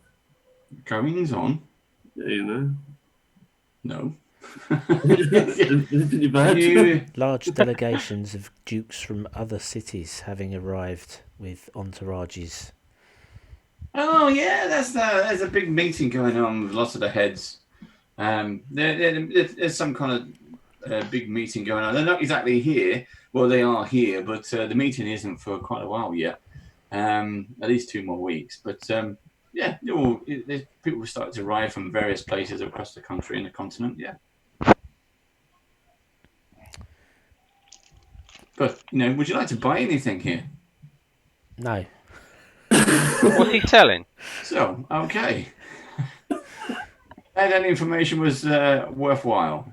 Thank you very much. I don't have any currency to give him, so I spend it all on on healing potions. Feel bad now. I don't like this Yeah. place. I hope you No, I don't like this place. Guards don't talk to you. Traders want money just for talking. Not very friendly. I mean, No. last week we were being showered with magical items left, right, and centre. Yeah. Today I can't even Just for giving us flipping signature. Today I can't even find out it's Tuesday. Yeah. Well, it is Wednesday. Oh, You that's can have why. that one for nothing. Been on the road too long. Yes. We've been through quite a lot, to be honest. Every time this of it. man here tells us a story, we get attacked by the. Well, you know what to do with that. Hold on. That's purely Tell him a circumstantial. story. It's nice and easy. That's purely circumstantial. I mean, it's happened. Have I ever told you the tale of the No, brigands of don't. Elturel? No, we don't. What was that? The tale of the what? I think you're No, banned from don't being worry. No, I've been shut down. Intervention. I'm quite tired of being handed my own arse by fictional characters. I don't know what sort of magical abilities you've got, Gildor, but they are impressive. Yeah. I ever tell you the time about the magical horde of magical weapons that were unguarded? Magical weapons? You say, I can help with those. Yeah, well, I think we need to go find what's his face. Give him the message as well. Yeah, Who's what's his face? Thaveous Creeg. That's it, Thaveous Thaveous Creeg, Creeg. Yeah. We've got a message from Rudolph Lockheed from Fort Tamal. It's Fort about Tamal, Fort Tamal, yeah. They've been experiencing some trouble with Yuan-Ti Raiders. So we were asked to deliver a message to Thaveous. Oh, well, you better hurry on then. I mean, why are you hanging around here talking to me? Literally just go. trying to find out where we're supposed to be going. Literally just need directions. The guards were very, marble building. forthcoming. It's got the high hall. Where do you think Fabius? Yeah, come on. Well, just one morsel of information. Why won't the guards talk to us? Well, that's not their job, is it? Their job is to guard. Did you ask them nicely? Yes, Try. How nicely? really nicely. I mean, as nice No, as I not can just be. say hi, good morning, because you have to have a reason to stop. Did you say hi, Thaveous Creeg? Hi, Yaun-Ti invasion? No. You said hi, Is it sunny today? Of course it is. It's always sunny. When you've got a This giant is magical Elturel. orb above the town. I didn't realise that I had to run around screaming in panic, Yuan-Ti Raiders, to get their attention. I will Well, remember that for next time. You remember that for next time, can't you? I thank you for your assistance. Yeah, not a bother. So if we walk up to a guard and say, "Take me to Thaveous Creeg," do you think we'll have a better result than? Maybe we should say please at the end. Depends. The guards. If you say with authority, then I can't resist. I'm just looking I at can't Joe resist. at the moment. He's got got Jesus grey halo halo. going on. my grey halo.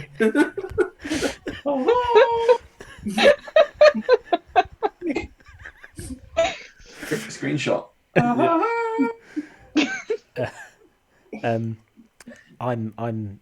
He's can't top of resist. Ben and I Jerry's. can't resist. I've got to walk up to them and say, "Take me to your leader." Literally. Okay, so you march up to Take the me to guards. your leader. The nearest guard you can see in uniform, and you say, "Take me to my leader," and he looks down at you and says, "Okay, follow me. We go up to the High Hall." Yes, High Hall, please. Straight to Thaveous Creeg. We have urgent news from Fort Tamal.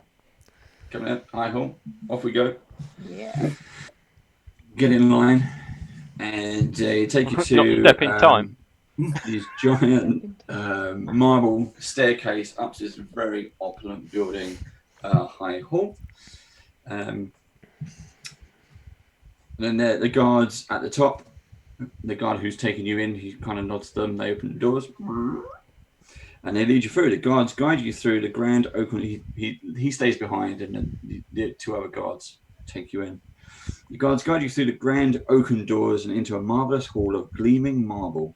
Rather than proceeding down a shining hallway and into the cathedral beyond, they take you off to the side and wind up a set of staircases to a room on the upper floor. The guard looks to you, inclines her head, and says, "These are the High Overseer's chambers.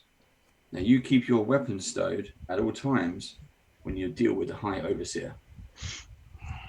No problem. Okay. She opens the door and enters with you, while the other guard remains outside. Inside is an aged and balding man hunched over a desk lit by an oil lamp. He sits and scribbles upon a piece of parchment, and I'll show you the picture to go with that as well. And then looks up with a slight jolt as you enter. "Ah!" he says with a warm smile. "You must be the adventurers I was told about. Please do sit. What's this business that you have to bring to me?" We've come by way of the trade route, the main trade route, straight from Fort Tamal. We were sent by a knight by the name of Rudolph Lockheed. He sends his regards and a message. Yuan-Ti Raiders have been hassling merchants all along the merchant trade route, and have also been attacking around the surrounding area around Fort Tamal. We ourselves had to fight off a party of them that attacked a small refugee outpost that had started to build up outside Fort Tamal. The bridge between the two villages. There are a lot of refugees there. It was almost a tent city started. Rudolph Lockheed requests the aid of Elturel in dealing with the Yaun-Ti, so that trade can return to normal. Really? Okay. So it's very interesting. I think that in that case, we will certainly dispatch the Hell Raiders northward, and with that, you have my thanks for bringing this message to us. Without you being here, it'd probably been a lot longer before we heard the news. So, on behalf of the people of Outgard, I'd like to offer you a reward for all your troubles. Into his desk, he pulls out the drawer. He says, each of these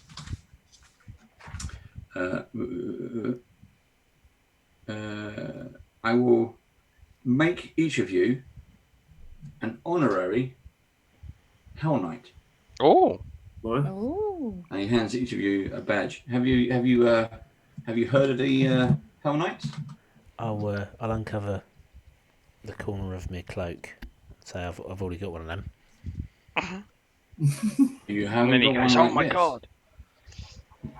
This will allow you to summon let me just check. Yes. A Phantom Steed. My Whenever one you doesn't need do that. one. There you go. Broken. Can you ask him Very what your one much. does, Lupo? Oh, I know what mine does. It's a brooch of shielding. It protects me from Okay. well, magical missiles. That's pretty good. Magical steeds. We've been on foot for a long way. We're Yeah. actually heading to Baldurs Gate, or trying to. We seem to keep getting distracted by various different events. Things. Unfortunately, our horses were eaten. Yeah, by cave trolls, and all of our stuff Like stolen. cave trolls. Yeah, just outside Fort Tamale, actually, not far. All your stuff's been stolen. Yeah, we left Waterdeep.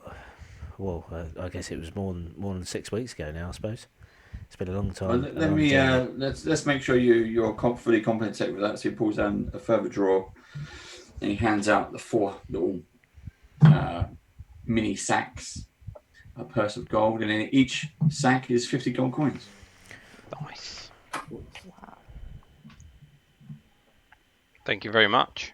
Yeah. Thank you. Dave, out again. Those badges aren't on D&D Beyond, are they? No, you're just you've got something that creates the Phantom Steed. So What was it called? The we'll- Hell Knight Hellraiser badge, something like that. Hellrider badge. No rider. Hellrider. So if you just kind of do a manual Yeah, I was item just into your trying to- inventory of a Hellrider badge, and it'll cast Phantom Steed, and then you can always look up Phantom Steed separately. And it can only be used once a day.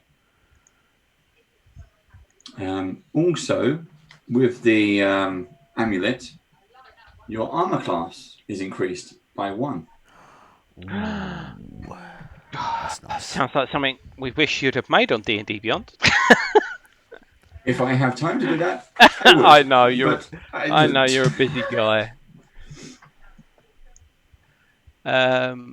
What was it called? Hell Knight badge. Yeah, they're called Hell Knights. So they're. I assume you haven't heard of the Hell Knights thing.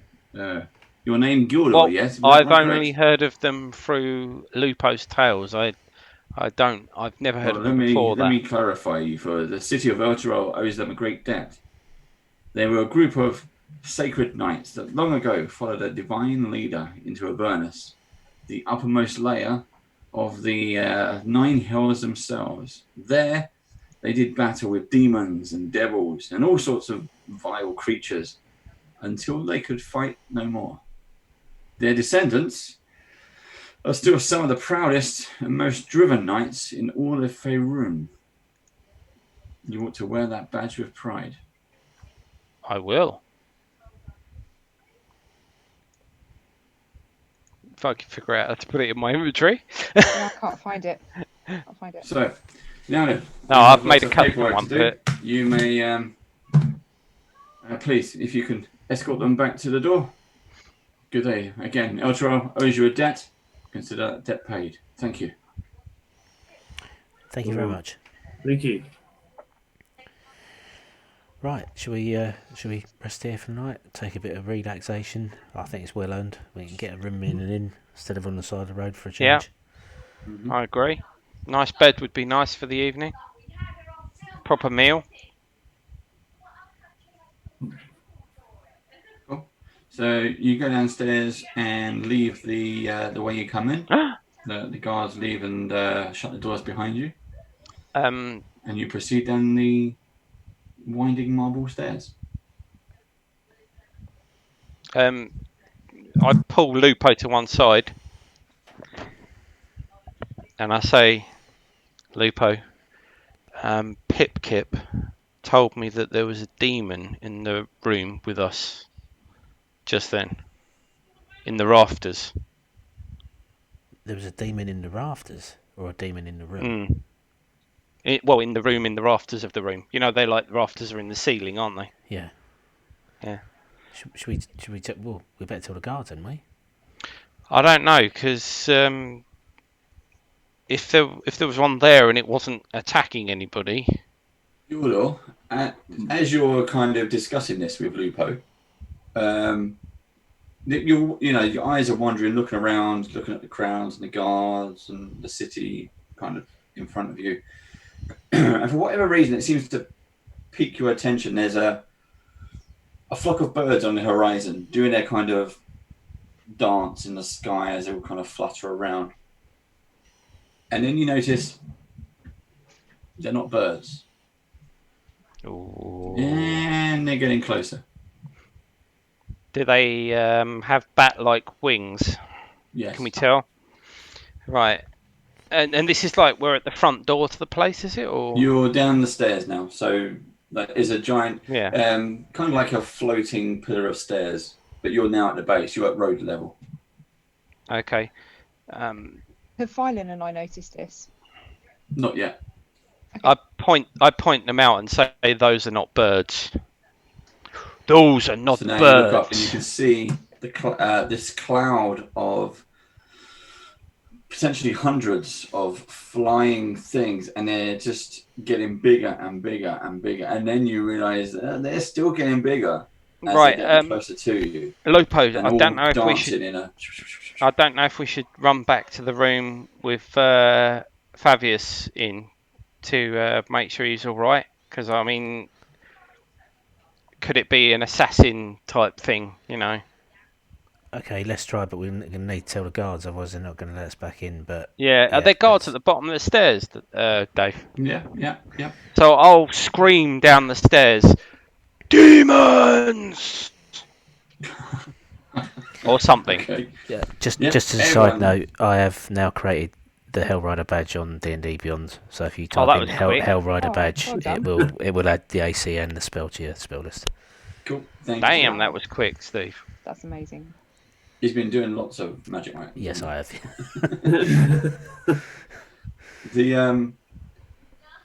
Everyone, even passers by, they hear you out. What's crazy? What's that? And you're looking up, and everyone starts to like, what is that? And why is it not being stopped by the companion's light? And this flock of things, they're like the size of dogs with wings. And then you realise once they get a hell of a lot closer, they're actually carrying some form of pitchfork. Ooh, nasty. And there's an entire flock of spine devils start flying, gliding down at the sky, out of the sky. They're not going anywhere near High Hall. They are, in fact, seem to be now coming down straight towards you. What do you wish to do? I wish to be able to find the Hell Knight badge in D&D Beyond. Hellrider badge. Oh, Hell Rider. Right. Is that one word? Yeah. Hellrider. And then I thought he was really interested in that one, Jeff. You were like, yeah. They're coming closer, yeah. And I then still you can't actually find go, it. I can't find it. I can't find it either. I can't find it. Doesn't matter. No, we'll sort that out How afterwards. far away from us are they? They're about 60 foot away at the moment. About 60 foot. What? When they got to 160, no, actually, no, Dave, no. When Yes, when no, they yes. got to when they got to within 600 feet, I would have taken a shot at them Okay. because I now do not have disadvantage on long range attacks with my bow because Oh my I have God. sharpshooter. So I could pelt them from 600 feet away. So the two guards who see you fire off into this cloud of spine devils, as you can see them, immediately start looking up. Well, what are you shooting at? And see this thing, and immediately go into action. They run Cool. all the way to the top of the stairs and alert. And then you hear this like bell going off at the top of the high hall. Boing, boing, boing, boing. Hold on, I've got a message. I can't do everything at the same time. It wasn't for you. Oh, right, okay. Right, it's for everyone else. Yeah.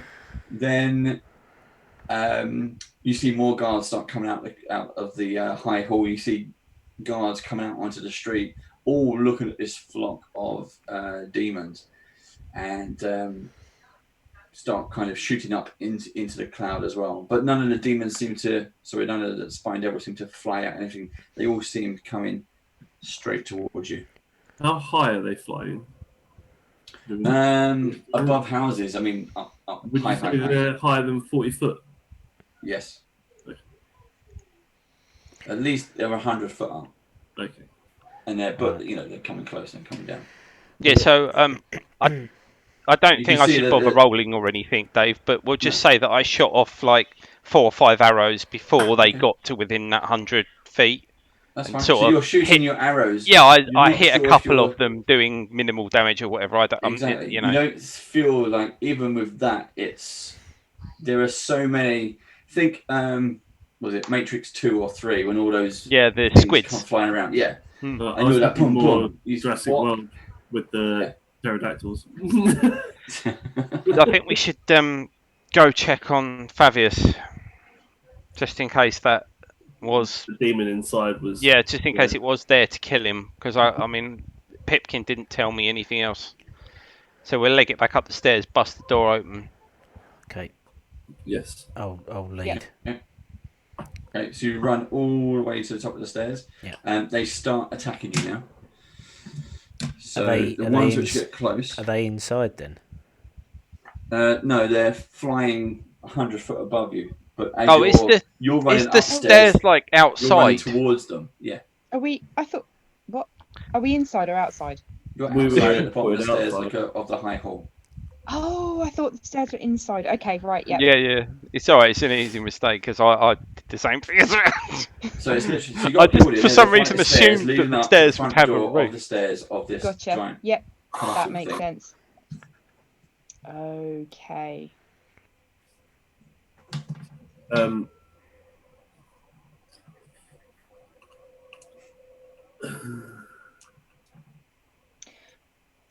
Can I ready an action for if they get within 30 feet of me? Yeah, I'd like to ready an action as well.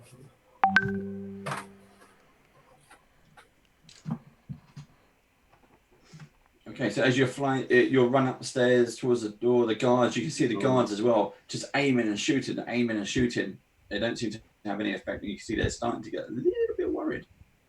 Are these actually doing anything, or are they just sort of flying? No, every now and then. So Gildor managed to hit a few, and they kind of fall out of formation, and then kind of swiftly get their balance back and fly back up in formation. The same thing's happening here. You see a lot of people a lot of the guards trying to shoot. You then see some of the windows and the parapets around on top of the roof, guards running out and just shooting into this hundreds of clouds made up of all these demons. I'll just shout any of them at the within top of my 30 voice. feet? I'm going to shout at the top of my voice. Enough. There's a city full of guardsmen here. 4 of us ain't going to make a difference. They all seem to be coming towards us for whatever reason. I have no idea what's going on. But I do know one thing. I'm getting out of here. And I'm going to summon the Phantom Steed. Oh, yeah. And make it appear next to me. Okay. What does your Phantom Steed look like? It's going to be a unicorn. A unicorn. So you see Lupo summon, call upon the magic, and summons this phantasmal unicorn, and manages to get on top of it and starts galloping down the stairs that you just ran on the horse. I will do the same. However, my steed is going to be a black Pegasus, if that's allowed. Yeah, that's fine. It's a ghostly black Pegasus. And instead of galloping off down the stairs, I'll actually take off and fly in the direction that the demons would be going in, if that makes sense. So if they're coming towards us and they would have to obviously bank at some point, then I'll fly in the direction that they would bank to. Okay.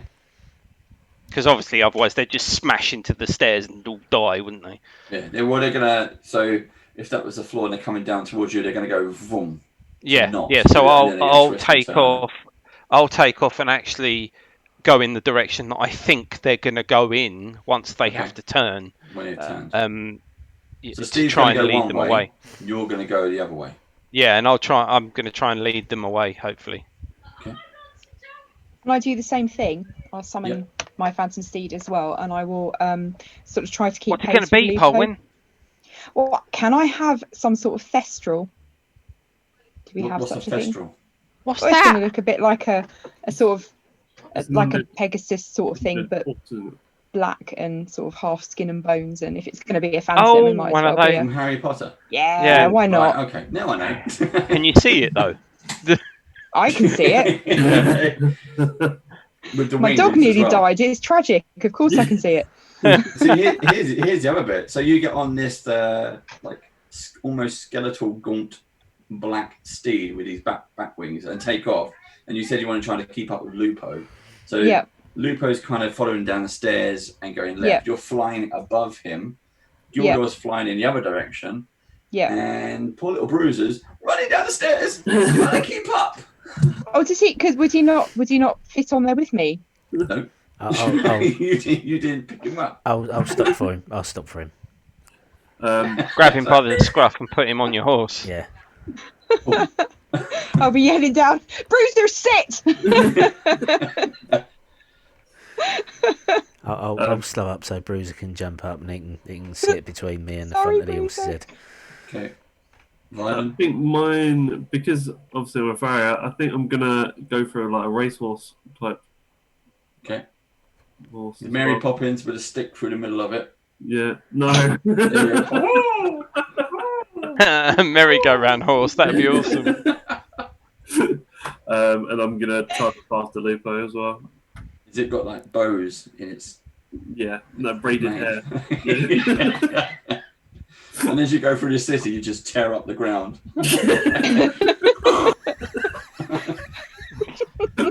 A gorgeously nice and clean city streets as you been here 5 minutes. Clear it up. Right. So as I'm going up in the opposite direction, I will obviously bank round to try and sort of meet up with the others, sort of thing. But You're try going and to take the long bank. yeah, I'm hoping that the things will follow me and not go into the place, if that makes sense. And then I'll do a big arc and then come back round and try and see where they are and then go towards them. That's fine. Lupo, you see, because you're on the ground, where you take a moment just to pick up Bruiser, who's been like been chasing you. You see a sign that says Merchant Dock, Marketplace, Market Square, whatever, and then like businesses and things like that. Business centre. On the basis that the last time we got in trouble had to run away from something, the river was our saviour. I'm going to head for the Merchant Dock. Okay. So you again off, and away you go. Violin, are you following? I'll follow Lupo's lead as well. Yes.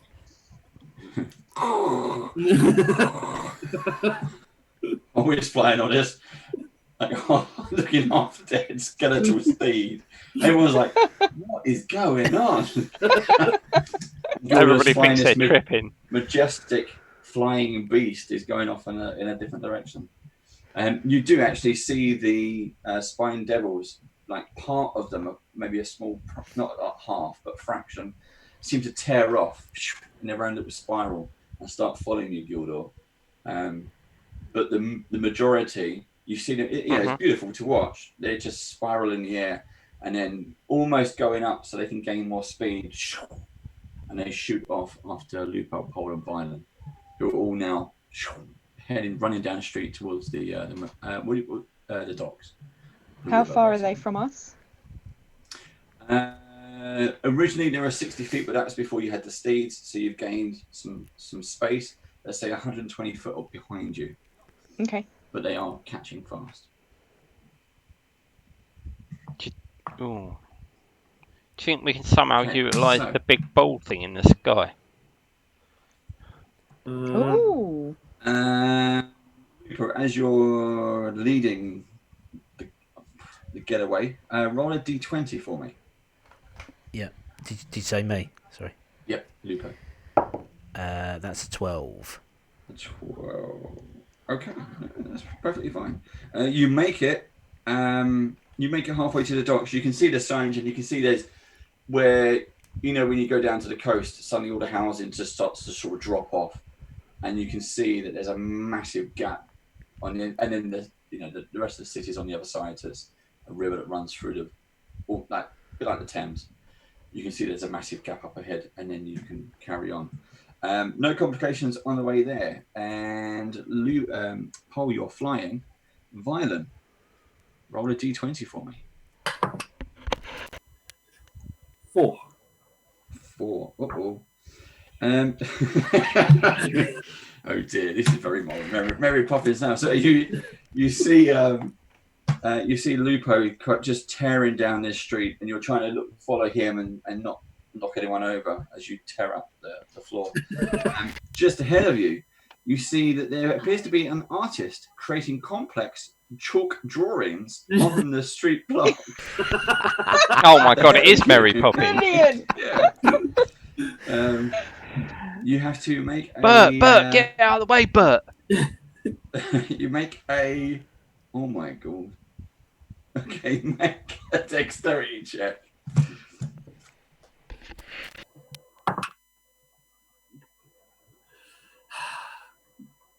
Natural 1. Yeah. Oh no, come on. Oh god! You time it completely perfectly as the stick on your horse just tears through all the drawings you spent all day working on. And I'll just lean over and go, sorry! His little overturned cap, all the gold coins, and all people, everyone be throwing a coin in because his artwork has been so good as you tear into it. But you fall back a little bit by about 20 foot. Okay. So it's called Blimey, Governor. Got back there. Mind your shoes, Mary Poppins. If you passed, you actually would have succeeded jumping over those chalk drawings. And if you had a coin, you can flip the coin and it lands in his cap. But hey ho, we digress. Right, Gildor, you're still being followed. Yeah, I'll continue trying to get to the other guys. Okay, they're gaining, but they're not in attack range yet. You still to be, even though this is your first time on the Phantom Steed, you still seem to be outmaneuvering them somehow, which is pretty good. Yeah. Cool. Okay. Right, so you're nearly there, Lupo. We're kind of doing it in rounds, sort of thing. Roll a d20 for me. Still with us. He's been invisible for the past 3 adventure sessions. No, if he knows what these things are, who they are. Yeah, I mean, I only heard him in my ear. He just whispered in my ear. Didn't see him. I'd forgotten about him. Mm-hmm. You got to read your note. No, it's funny. I No, remembered him at the him, beginning but I of this can't session. feel Funny enough. 13. 13. Okay, no, you're perfectly fine. You make it. You manage to weave and bob around all the different market stalls and artists. There's a mime there doing this whole kind of thing on. I don't know what that's doing, but you manage to get your horse past him, and you get to the docks. You can see various boats doing things, and lucky enough, there is an empty boat just on the little wooden dock, little rope over, but certainly big enough for the 4 of you. What, 4 plus Bruiser? But not 4 plus horses. Oh, hold on. I've lost my hero. We're gonna have to dismiss him, aren't we, when we get on it? That's We gonna be a get them back bugger again. if we need him again. Ping. Noises. There we go. Thank you. Okay. Right. You hear us? I can hear you. Yep. Okay. Right. So the boat's not big enough for the horse, no? Not for the Phantom Steeds, no. Okay. So I will dismount, stride over to the boat, plunge my axe through the rope that's holding it onto the dock at the moment, and You could have just lifted it. I could have just lifted it, but that wouldn't look as dramatic. Are you on the boat when you do this, or have you just cut it free? I'm cutting the rope, and then I'm gonna start Put the rope on the bottom of the boat and cut it. Start to wrap the bit of the rope that's attached to the boat around my waist. Ooh, okay. Tactics going on. So then, who's following? Who is the closest? It was Pole. You're flying in. You see, Lupo, for whatever reason, wrapping rope around his waist. He's dismounted. He's got Bruiser with him. Bruiser is chucked onto the boat. He's now wrapping this quite thick rope around his waist, which, as you can see, is attached to a boat.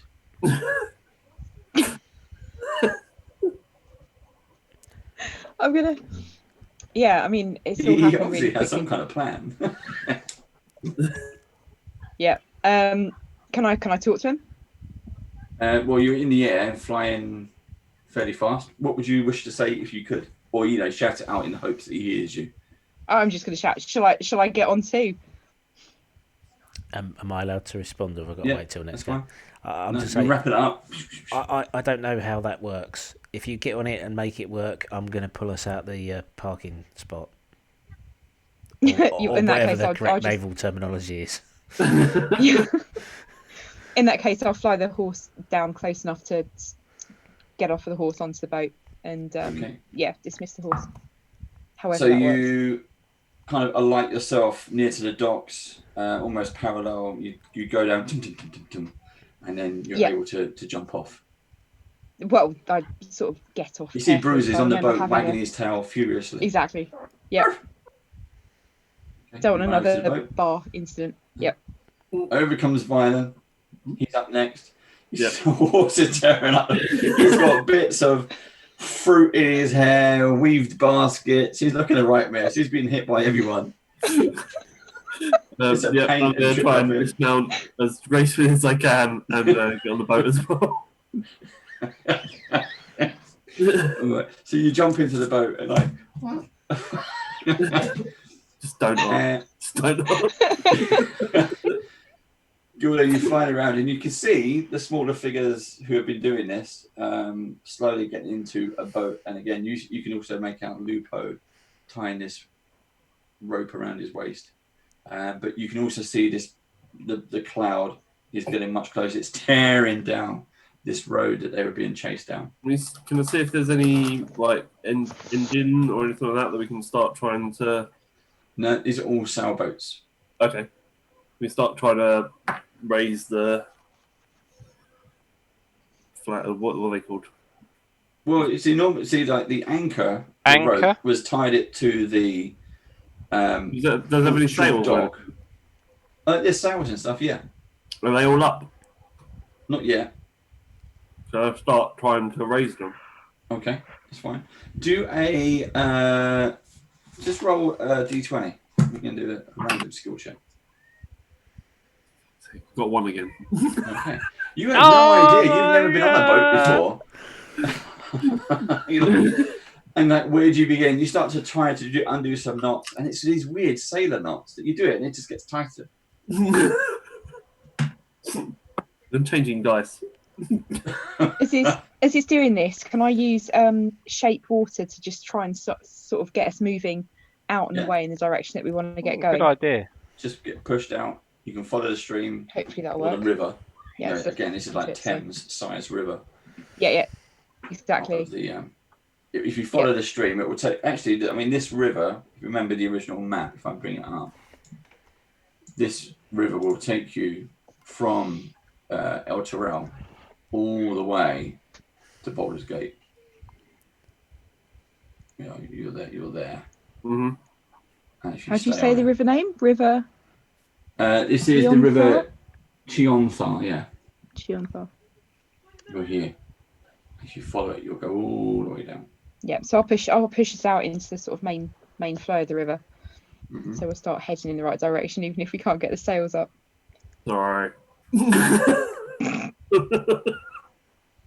Okay, so you start shaping water. And you kind of raise it so it pushes the boat out behind. Sadly, you forgot that Lupo was still standing there with the rope attached to the boat and then attached to his waist. So it pulls him into the he gets pulled in. Lupo, you suddenly stand there and go, what the hell? And get pulled into the water, being dragged behind. You know, like when you see the water skiers, but their head is under the water. And all the water's there, and you can just see his face. Like, Can I change slightly what I'm doing to get the water to move underneath Lupo, lift him up, and dump him onto the boat like in Moana? yeah, there you go. And then pat on the head to his hair. Little spiral. When he lands, you should go, "You're welcome."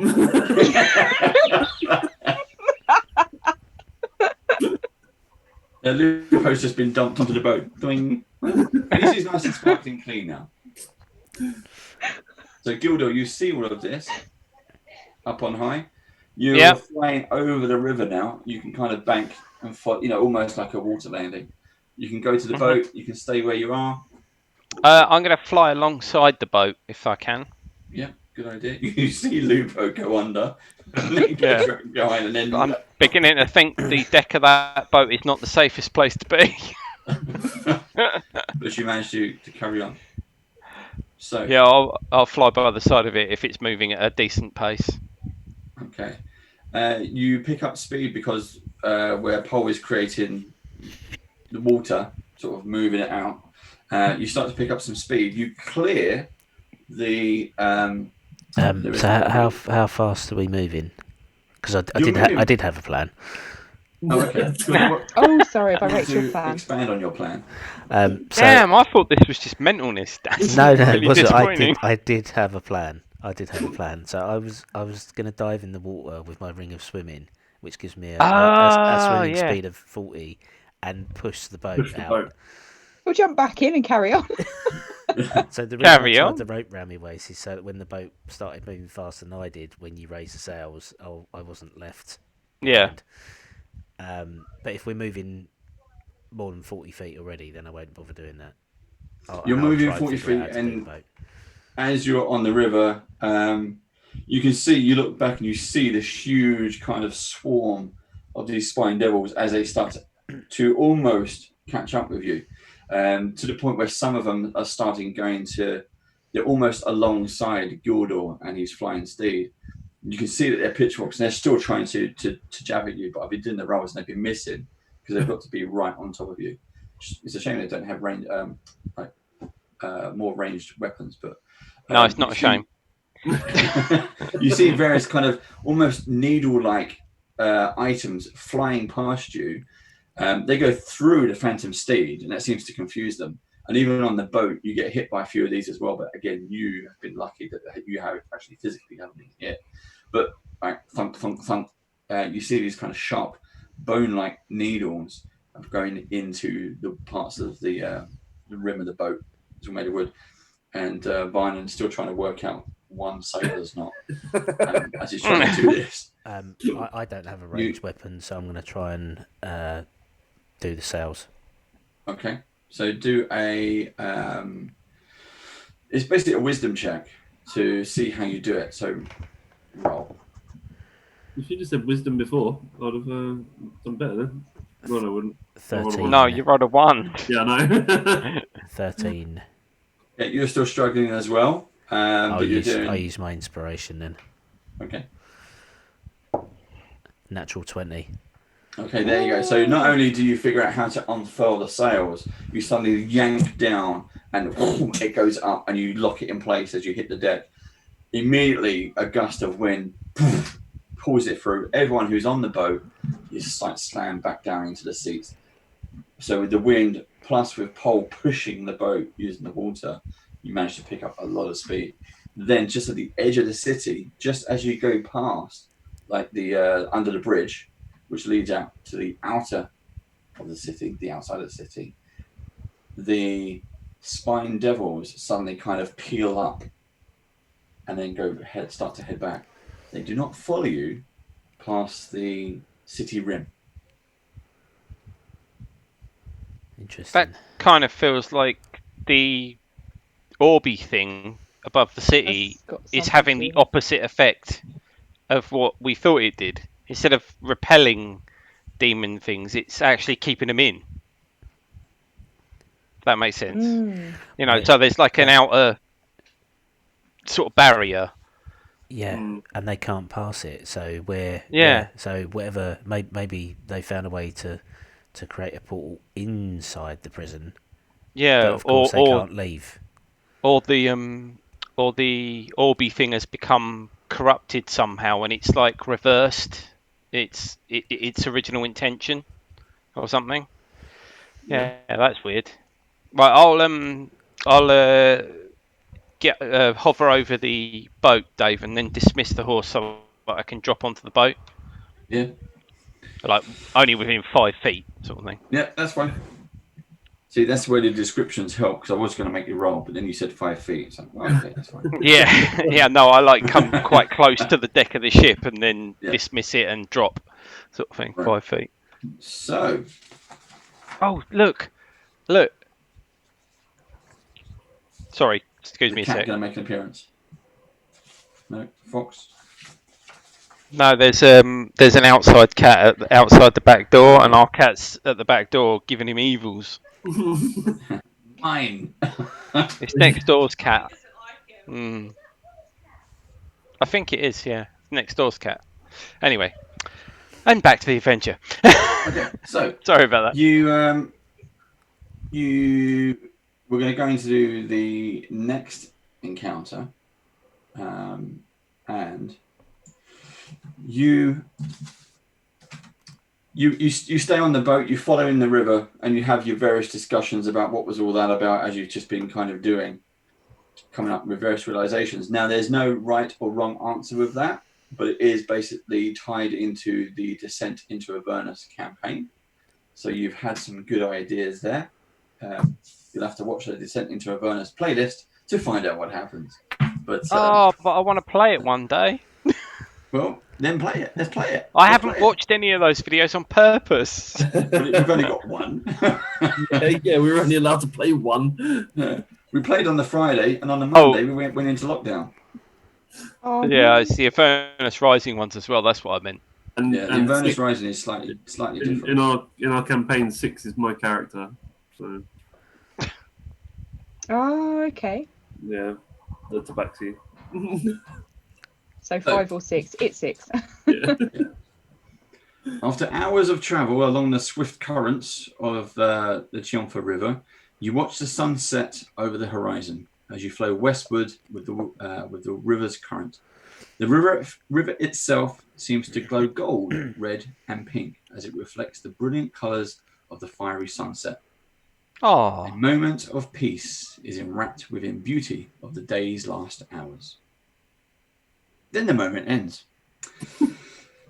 As 2 flat-bottomed barges glide silently into view, they appeared from nowhere and quickly settle into place on either side of your vessel.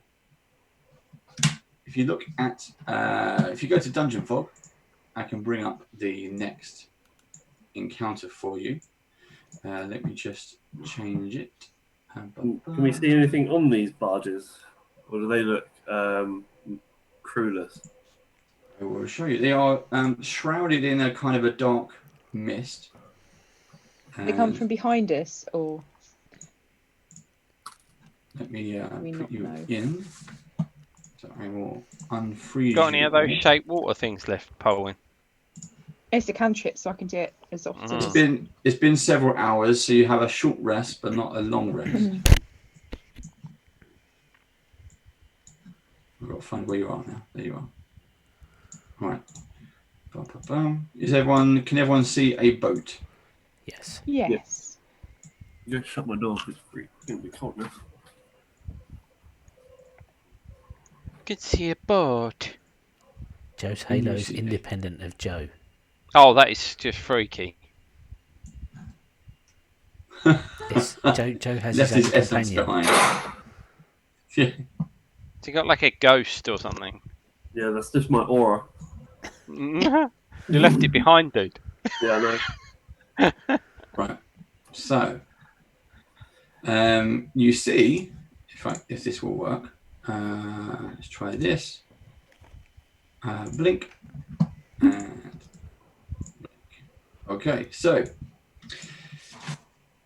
the moment ends as 2 flat-bottomed barges. I didn't have a flat-bottomed barge. I'm just using these kind of rowboats things. glide silently into view. They appeared from nowhere and quickly settled into place on either side of your vessel. A half-dozen hazy, shadowy silhouettes gaze at you from the other barges in eerie silence, and a gaunt figure with a skeletal face stands at the helm of each of the vessels. Skeletor. Nice. I don't like it.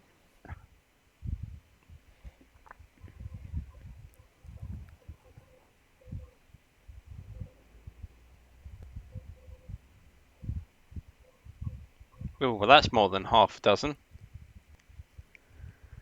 On each barge. Oh, on each. Oh. Mm. What would you wish to do? I'd like to. Slam the brakes on and let them pass. Yes. Oh, hello.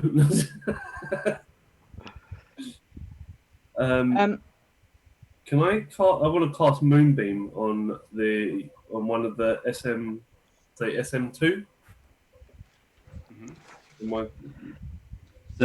it's a bunch of. I'll tell you what they are, because this is the Shadow Mastiff that you've fought before. These are one of those. These are actually shadows. So if you go back to your PowerPoint, you'll see them.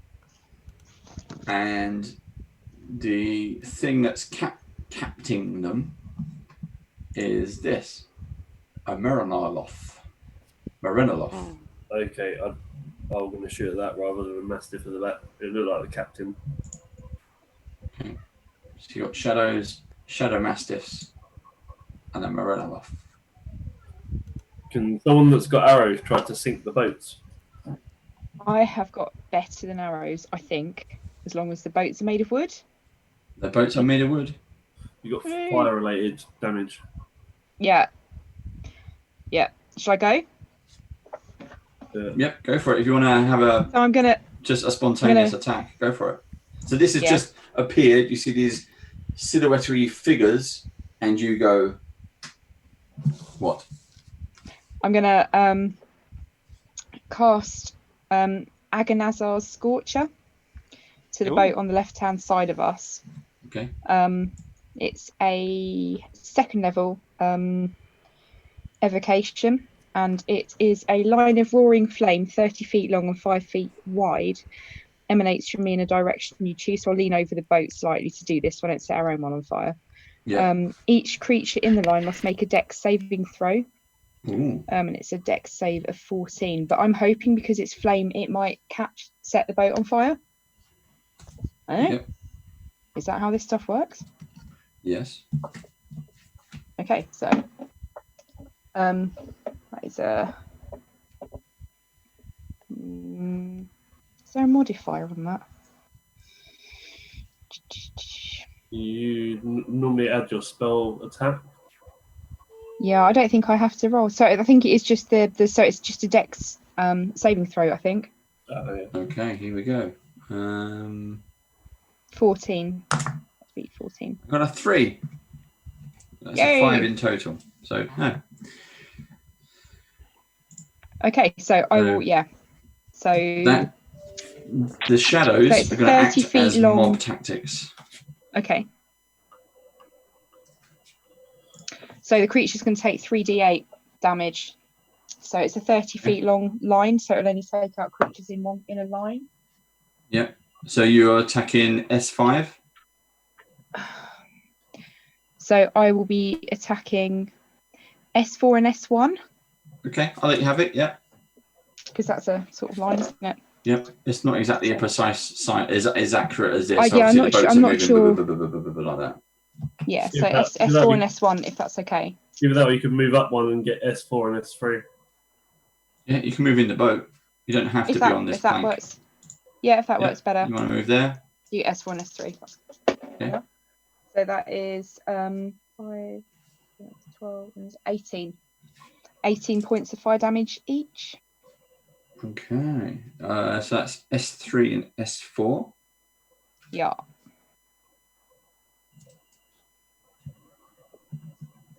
Okay.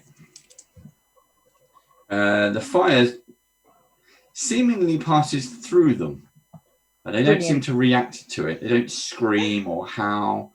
But you can see where you've aimed, it did seem to kind of dissipate their cloud form, but just a little bit. Okay. But did it do anything to the boat? The boat is now on fire. Brilliant. Okay. Can I also cast where is it? Moonbeam? Yep. On M2, please. The right-hand side, yeah. Yeah. So it says a 40-foot cylinder of radiant light. Yep. Engulfs whatever's standing there. And it would need to make a Constitution saving throw. Takes 2d10 radiant damage on a fail save or half as much damage on a successful one. I got 19. So half damage. Half of 2d10. Go for it.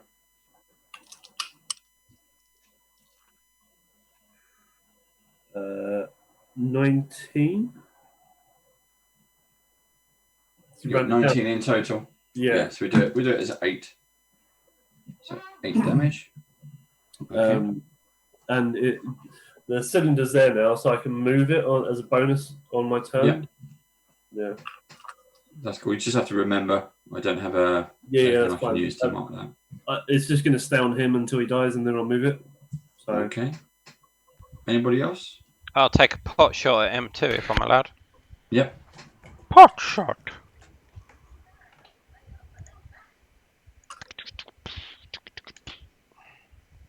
Ba-doom, ba-doom, ba-doom. 17 to hit him. 17 hits. Yeah, you just need 13. He takes 8 damage, which was really poo. Okay, that's fine. It's still damage. Damage is damage. Damage is damage. How far is the boat? It's like 10 foot away. Right. So I will move up 1, across 1 to get the 10 feet of movement I need to then be able to jump 18 feet, but I'll just jump across to the next boat, please. Ooh. So literally you kind of take a couple of steps and launch yourself. The one that's not on fire, I assume. The one that's not on fire. The one over there. And I'd like to attack M2 as well. Go for it. So swing my battle axe and my sword using some of the momentum from my jump. Did you take the rope off? Yeah. Goes without saying. That's armor class 21 and armor class 15. Both hits. For 12 points of damage in total. Not very good damage, that's all. Yep, good hits. Okay, so now what we're going to do is roll initiative. Okay. And then we can have some positions. Ooh, that's pretty poor. Oh, God. Okay. Let's start with Lupo. 14.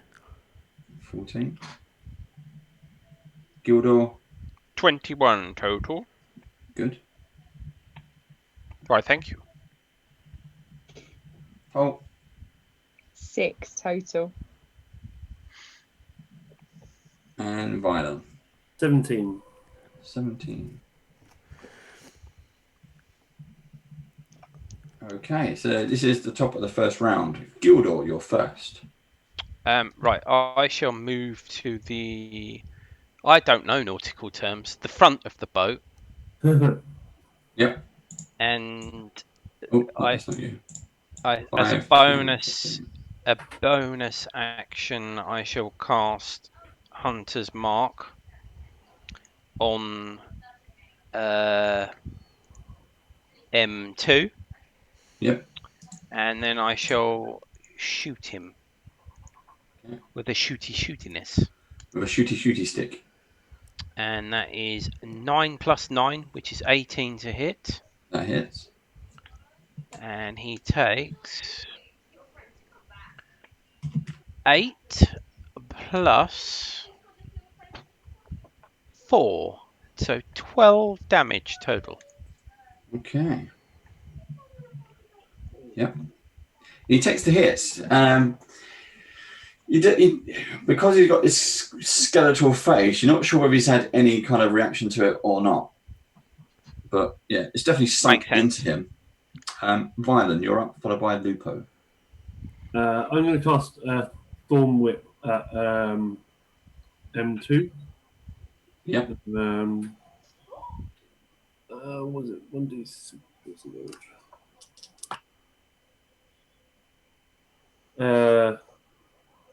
11. 11 misses. No one's taking any damage, have they?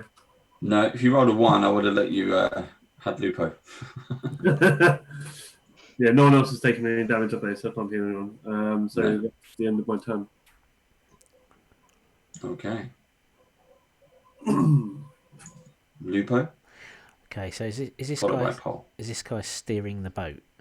Yes. Okay. Right. In that case, I'm going to do a trip attack on him, please. Okay. That's armor class 22. Yeah, it hits. Takes 14 points of damage, and can you make me a strength saving throw, please? Do damage, strength. That's not good. Wow, 3 minus 1. Okay, so he's now prone. Okay, you slap him down poof, into the boat. I'm going to use my bonus action to grab the wheel and spin it all the way to the right, so the boat starts veering away from us. So if you check the PowerPoint picture, it's not exactly a wheel. It's more like a fronted gondola. So he's using one of these giant oars. Right. The supernatural ability of what they're doing means that they have absolute control. So even if I steer it, it's still going to steer back. Or if you get rid of the driver, you'll be better off. Okay. So the stick is still there. So we're better off killing him rather than trying to crash the boat, sort of thing. Because what the intention was to move the stick and then leap back onto our boat as that drifted off. Until then. So basically, you've slammed him into the deck of the boat. That's fine. You grab the stick. Yeah. Okay. Take 3 points of damage. The stick burns your hands. Okay. Right, so I haven't been able to move it then. No. That's my bonus Dump action. the stick in the water. It's probably attached to the boat. There's a small loop.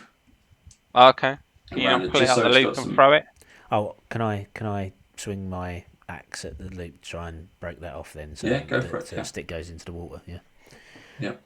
That's a natural 20.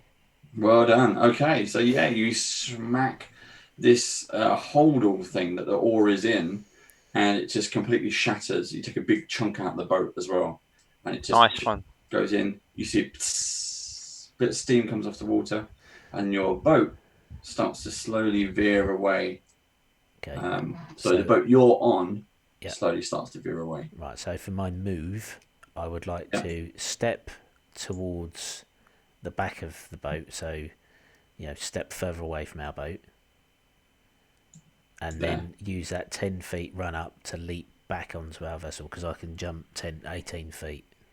Okay, so basically, so you step backwards and then go like that.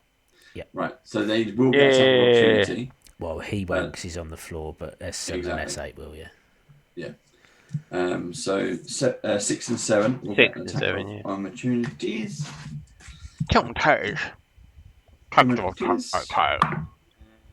That's a 21 and a miss. Got a 3. So one of them hits you. 6, 7, 8, 9, 10, 11 points of necrotic damage. It just seems to have it tries to do basically like a clothesline as it tries to get you around the waist. And as you pass through this shadow arm, this immense feeling of pain as it passes through you as you leap to the other side, but you're okay. But yeah, it's done more damage than you thought it had. Nice move though, Lupo. Yeah. Getting rid of the Impressive. steering thing. Hopefully it works. Yeah. Starts to veer away. I thought the boat was moving and they were staying then.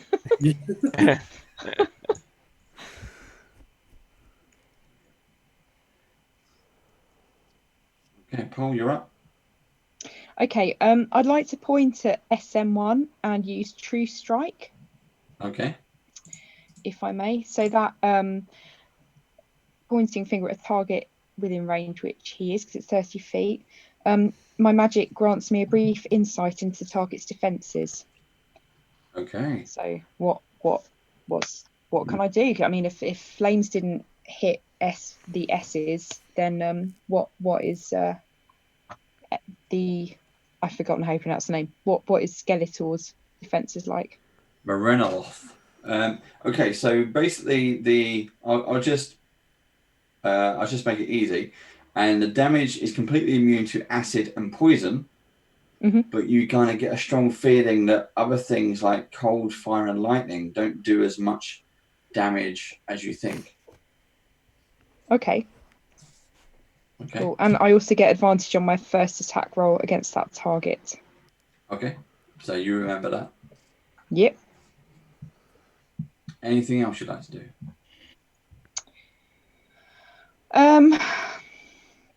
No, not at the moment. I don't have much in the way of bonus actions that I can use at the moment. Unless I can attempt to push the boat away on that side as well by using a sorcery point to cast shape water at it to push it away from us. As a bonus action. Yep, I will do that then. So hopefully a little sort of 5-foot surge of water will push against that boat and either sort of tip it and move it away. Do you want to? What do you want to do? Do you want to tip it or do you want to push it away? Yeah, I mean, if we can tip it, then that would be good. You can do. It's up to you. You can do whatever your imagination tells you. Tip it over. That would be amazing. Imagination.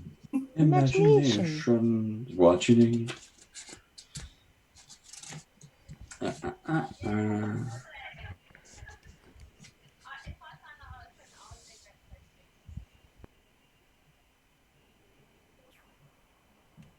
Okay, so you use what? Control water, you know? Yes. Yep. No, shape water, sorry. Shape water. So you use that to bring up, exactly like the Moana thing. It shapes it up and you dunk it into the boat. Now, two things happen. One, you put out the fire. That's what I thought might happen. Yep. The other thing is you not fill it up with water, but you put a good chunk of water inside the boat and you can see it gradually is getting lower. Okay. Okay. Right, and I'm going to... It's not sunk yet. Yep.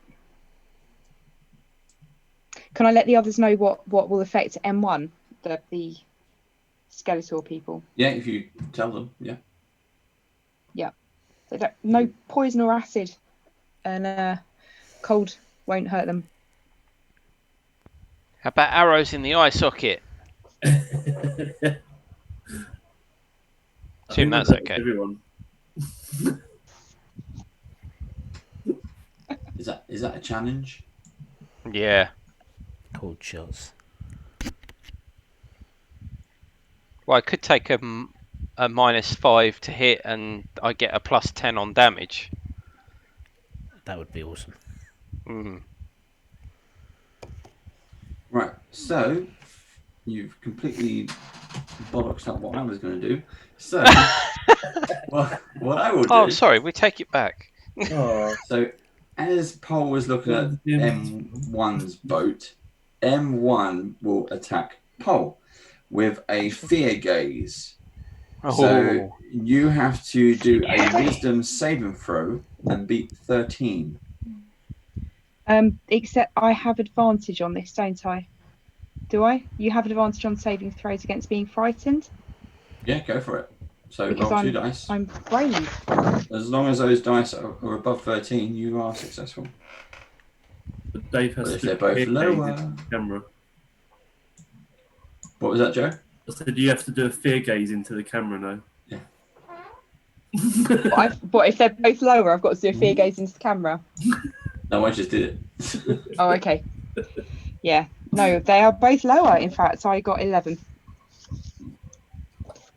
I've just bugged up my Zoom window somehow. It's gone full screen. Don't know why. Can I move it that way? I can. There we go. That's better. Right. So, what did you get? 11. With advantage. 11. Yeah, see, I said it could happen. I said it could happen. So you see, you kind of just from the other boat, you're quite happy that you've pushed it away. You're filling it up with water, and suddenly you look up and you see the Morenoloth looking directly at you of its skeletal head, and you see these slight flames flicker in its eyes as it catches your attention, and you just feel this immense dread and cold all the way through your soul.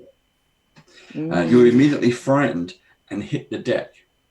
You will be scared for one whole turn. So what does that mean on my next turn? Do I have disadvantage? Oh, actually, no, hold on. You are frightened for an entire minute. So every turn, you have to make a saving throw to try and snap out of it. So that's 10 rounds you're going to be frightened. Wow. For. Okay. Right. So you're on the deck. Then the M2 is going to take 2 D10s radiant damage again from my pillar of light. Okay. Let's do that then. Roll your damage. 4. Your radiant damage. Ooh, Not got a very mild sunburn. Yeah, not very radiant.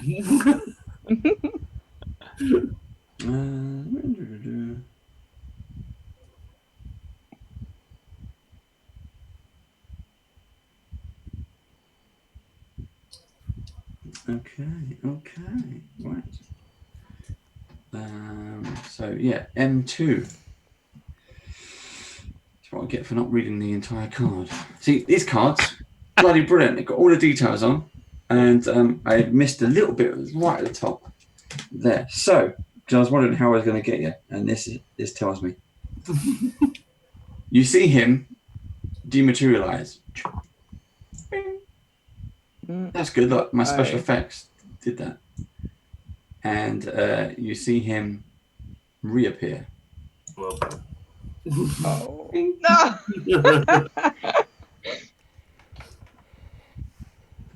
And that's it. That's all we can do on his move. And everyone else is melee, and you've kind of pushed them away, so they can't actually do anything this round. So Gildor, up to you. I will shoot M1, so I'll put the hunter's mark on him. Yep. Which I will have to cast again because I cast it at the other guy and he's not dead yet, so I will cast it again. That is done. Yep. And I will shoot M1. Okay. It's a 12 plus 9, which is 21 to hit. Yep. And oh, nice. He takes 13 plus ka-ching, 5. 13 plus 5 damage. 18. Right, cool. 18 damage on him. Again, the arrow sinks deep. You're not sure where it doesn't seem to have any reaction to do this, but goes in anyway and stays there. Mm-hmm. Violin. I'm going to drop the spell that I had, the radiant spell, and I'm going to try to thorn whip M1. Okay.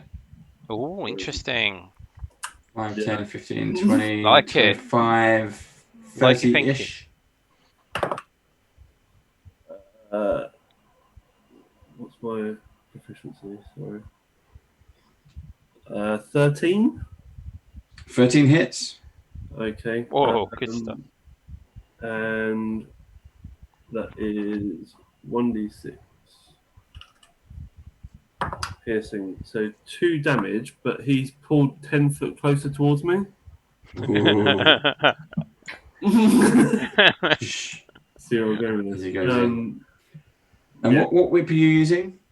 It's Thorn Whip, so it's Thorn whip, yeah, it's all like thorns and such sprout from it. Cool. Do they? Lupo. I assume they disappear, don't they? Afterwards. Yes. Yeah. Not, Yeah. Nice one. I Oh. like that. I'm going to move to M2, please. I've got something else up the sleeve that I've just thought of. Yeah. Yep, perfect. And I will attack with my battle axe and sword. Okay. That's armor class 22 and an armor class of 9, which I guess misses. So he takes 12 points of damage. Okay. Let's get the. Oh. Okay. Still standing. If he didn't look so dead, you'd think he should be, but he's not quite dead yet, or undead. I don't know. Destroyed. Not standing. Stop moving. I don't know. Paul, you're up. So I'm going to use my short swords on M2, Cool. Go for it. if I may. So you have to remind me what I've got to do because I'm frightened of him. Ah, no, you Still. can't. That's right. You got to save him throw first. Yeah. So what do I have? What? So roll a wisdom saving throw. You roll one It dice. is an unnatural 20. Well done. You literally spring back up with your swords in hand, fully regenerized, and attack. Fantastic. Watch me roll a 1 now. Oh, I didn't. Nice one. So yeah. So the first one is 22 to hit. That hits. Yeah, she could do this. So that is with 8 points of damage. Okay, so you plunge the sword deep into it, and it seems to just, and it almost explode. You have quite successfully destroyed a Miranol, Nice one. Skeletal which is creature. what would you call it? The boatman. Yeah. Ferryman. Kerrion, isn't it? Or something? Chiron. Chiron. Something like that, yeah. Chiron. Claren, With the yeah. sticks. McLaren? No. Not McLaren. Not that good. I want to know where his dog is. Oh, they're at the back of the other boats, aren't they? Yes. Yep. It's not Cerberus, though. Yes. No. Not enough Yet. heads. Right. Bad guys go. Bot. So this boat is still kind of captainless, so that's veering off in that direction, getting further and further away. So you're okay there. This one also has no captain and is getting further and further away. And this one is going as you keep on, because the thorn whip has disappeared and it's just being swept past him.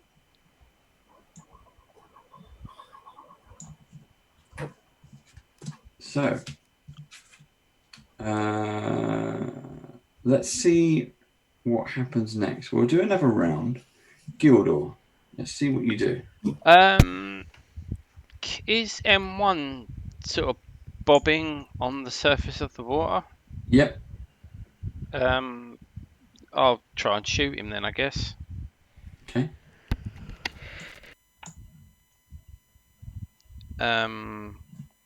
I will take a -5 on the hit to see if I can get +10 damage. Okay. So whatever I roll, I got a -5 from it. So bear with me, because maths. So that is not a bad roll. It's 17 with the -5. Does that hit? 17 hits, yep. Awesome. So he's going to take 10 plus 2, which is a bit shite, plus 10. So he takes 22 damage. Oh. Well done. Really good hit. It is still ticking, Ah. fortunately, but not by much. Okay, Violin. Unless there's anything Oh. else, Gildor. Yeah, sorry, and I'll move to right at the back of the boat so that I can see him Run still. down. Boom.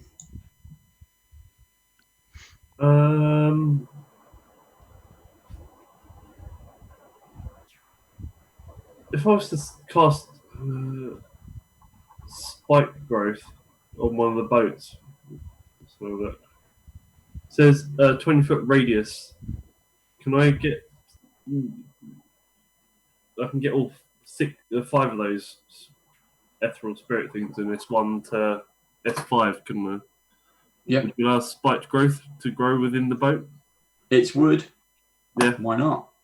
Cool. Which boat? Left or right?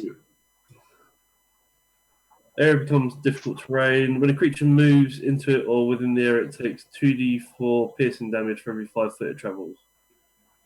So, do I need to wait until it's their turn for them to take damage? Or No, we'll do that. Which boat? Left or right? left boat.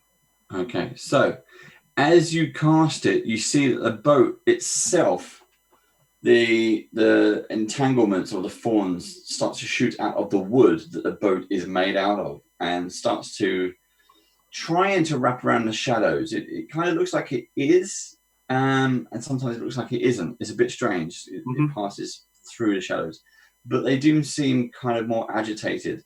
The Mastiff seems to howl as well as its legs kind of get stuck with these thorns.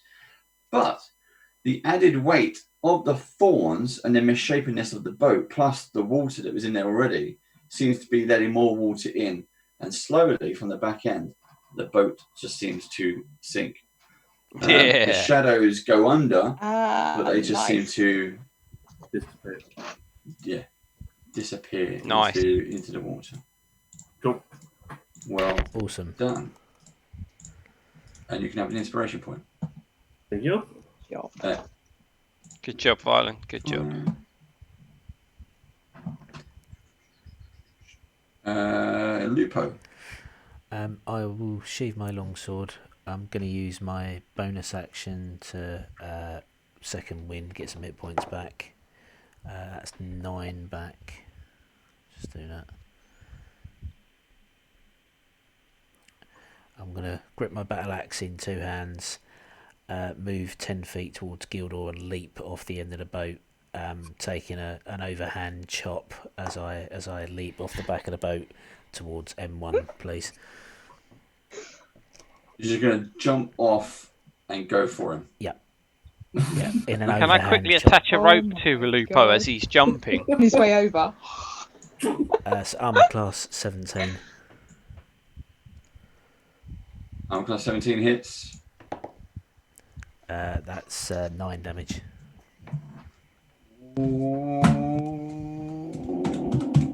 My maths is straight too. Okay, so you jump off. Double-headed axe. Oh, sorry, I rolled the wrong dice. Sorry. Oh. It's a D10 because it's first health. That was a double-handed. It's 10 damage. Okay, and as you land, splashing feet first into the water, your head goes under first, and then you realise you feel a very satisfying chunk as the axe cleaves into the skull of the Marinella, Nice. breaking it apart, and the body. Oops, wrong button. The body you feel goes limp, and then continues to just get swept apart. You come back up, and it's gone. Well now done. I've still got 30 feet of movement left, so can I swim back to the boat? You can, can't you? Because you've got a ring of swimming. Ring swimming, yeah. Damn it! Yeah. I was gonna say if we're out of combat, I'm gonna tie a rope to an arrow and shoot it past you, like so you can grab it. But yeah, Do the Moana thing again. I guess ring of swimming does Given come how in much handy. metal he's got. Right. So then it's up to the bad guys. Now most of the bad guys who actually can do something, you've taken out, and you hit this boat. Now the shadows are not the smartest things, and neither is the Mastiff. And the boat just continues to sort of drift away before it eventually just crashes into a bank. And you see things just slowly disappear. They basically just fade back to nothing. Cool. Well done. You have survived the encounter. Good job, everyone. Yeah, that was very well done. Nice. That could have gone horribly wrong. Yeah. So with all of this happening, you almost the last of your energy, you all decide to kind of collapse into the boat. As the night sky takes you, you have you sift through the body of this skeletal beast thing, and before you dump him overboard, and you find a medallion inscribed with twisty, fiery sigils. You kind of think you know, once you do get to Baldurs Gate, maybe you can sell that for £100. Cool. Maybe possibly even more for a collector. Who knows? Cool. Or if Lupe's fine bargaining. I can trade boat- that for Ring of Protection +3. No problem. The boat calmly, for the rest of the night, travels down the river as you pass in and out of consciousness. And in the morning, with the awakening dawn, everyone seems to awake at the same time. If you switch back to your PowerPoint screens, you arrive at the river gate of Baldurs Gate as you slowly pass under one of the massive bridges of Baldurs Gate. And you have finally arrived at your destination. Hooray! The worst road trip in D&D history. Dude, where's my horse? And you can finally get on with whatever you were destined to do here in the first place. Oh, Well done. Thank you so much for well playing. done, You have everyone. actually Thank you. survived that. made it alive. I think that was 5 sessions in total. And the next time I see you, I have a little survivor's gift. I have each of you a special D20 dice, which is blood red, and has a, when I zoom in, has a skull. Oh, yeah, cool. Oh wow! Cool. Which is Is that as the 1 or the 20? That's That's the the one. 20. That is a 20. There is a 1 in there somewhere. There you go. Yeah, there's the one. Nice one. So Nice. each of you have a memento of your road to Baldur's Gate. That is There you go. amazing. Awesome. Steve, I know we've paused your Eberron campaign at the moment. That was the first D&D campaign I've actually finished. Yeah. Again, so for just a reminder too, if you're watching this at home, this was a very small mini campaign during lockdown here in the UK, which is loosely based on the D&D Beyond Encounter of the Week, which came out in 2019. This is 2020, and we're in lockdown, so we needed a bit of fun. And again, I have never had a fight with one of them before. Mm-hmm. No, that's cool. Especially at Yeah, fourth that's cool. level. Yeah. So it gave me as a DM a chance to kind of use some encounters we've never actually played before, and my players, 2 of them are very experienced. It's not something we've ever really encountered that much. They're usually a very specialized encounter, and I think this whole entire series, Encounter of the Week, has been quite fun. Yes. I've enjoyed doing this. Yeah. Fabulous. That's good. Thank Who you. knows what's going to happen next? You're in Baldur's Gate. Anything can happen in Baldur's Gate. Yep. I fancy carrying on this group at some point if that's going to be possible. It's quite cool. Yeah, definitely. Yeah. We've got to go back And there now. we go. We finished just after the... Yeah, you've got to go back. We only come to get pizza, didn't we? Yeah. Baldur's Gate pizza. It's the best around. Yeah.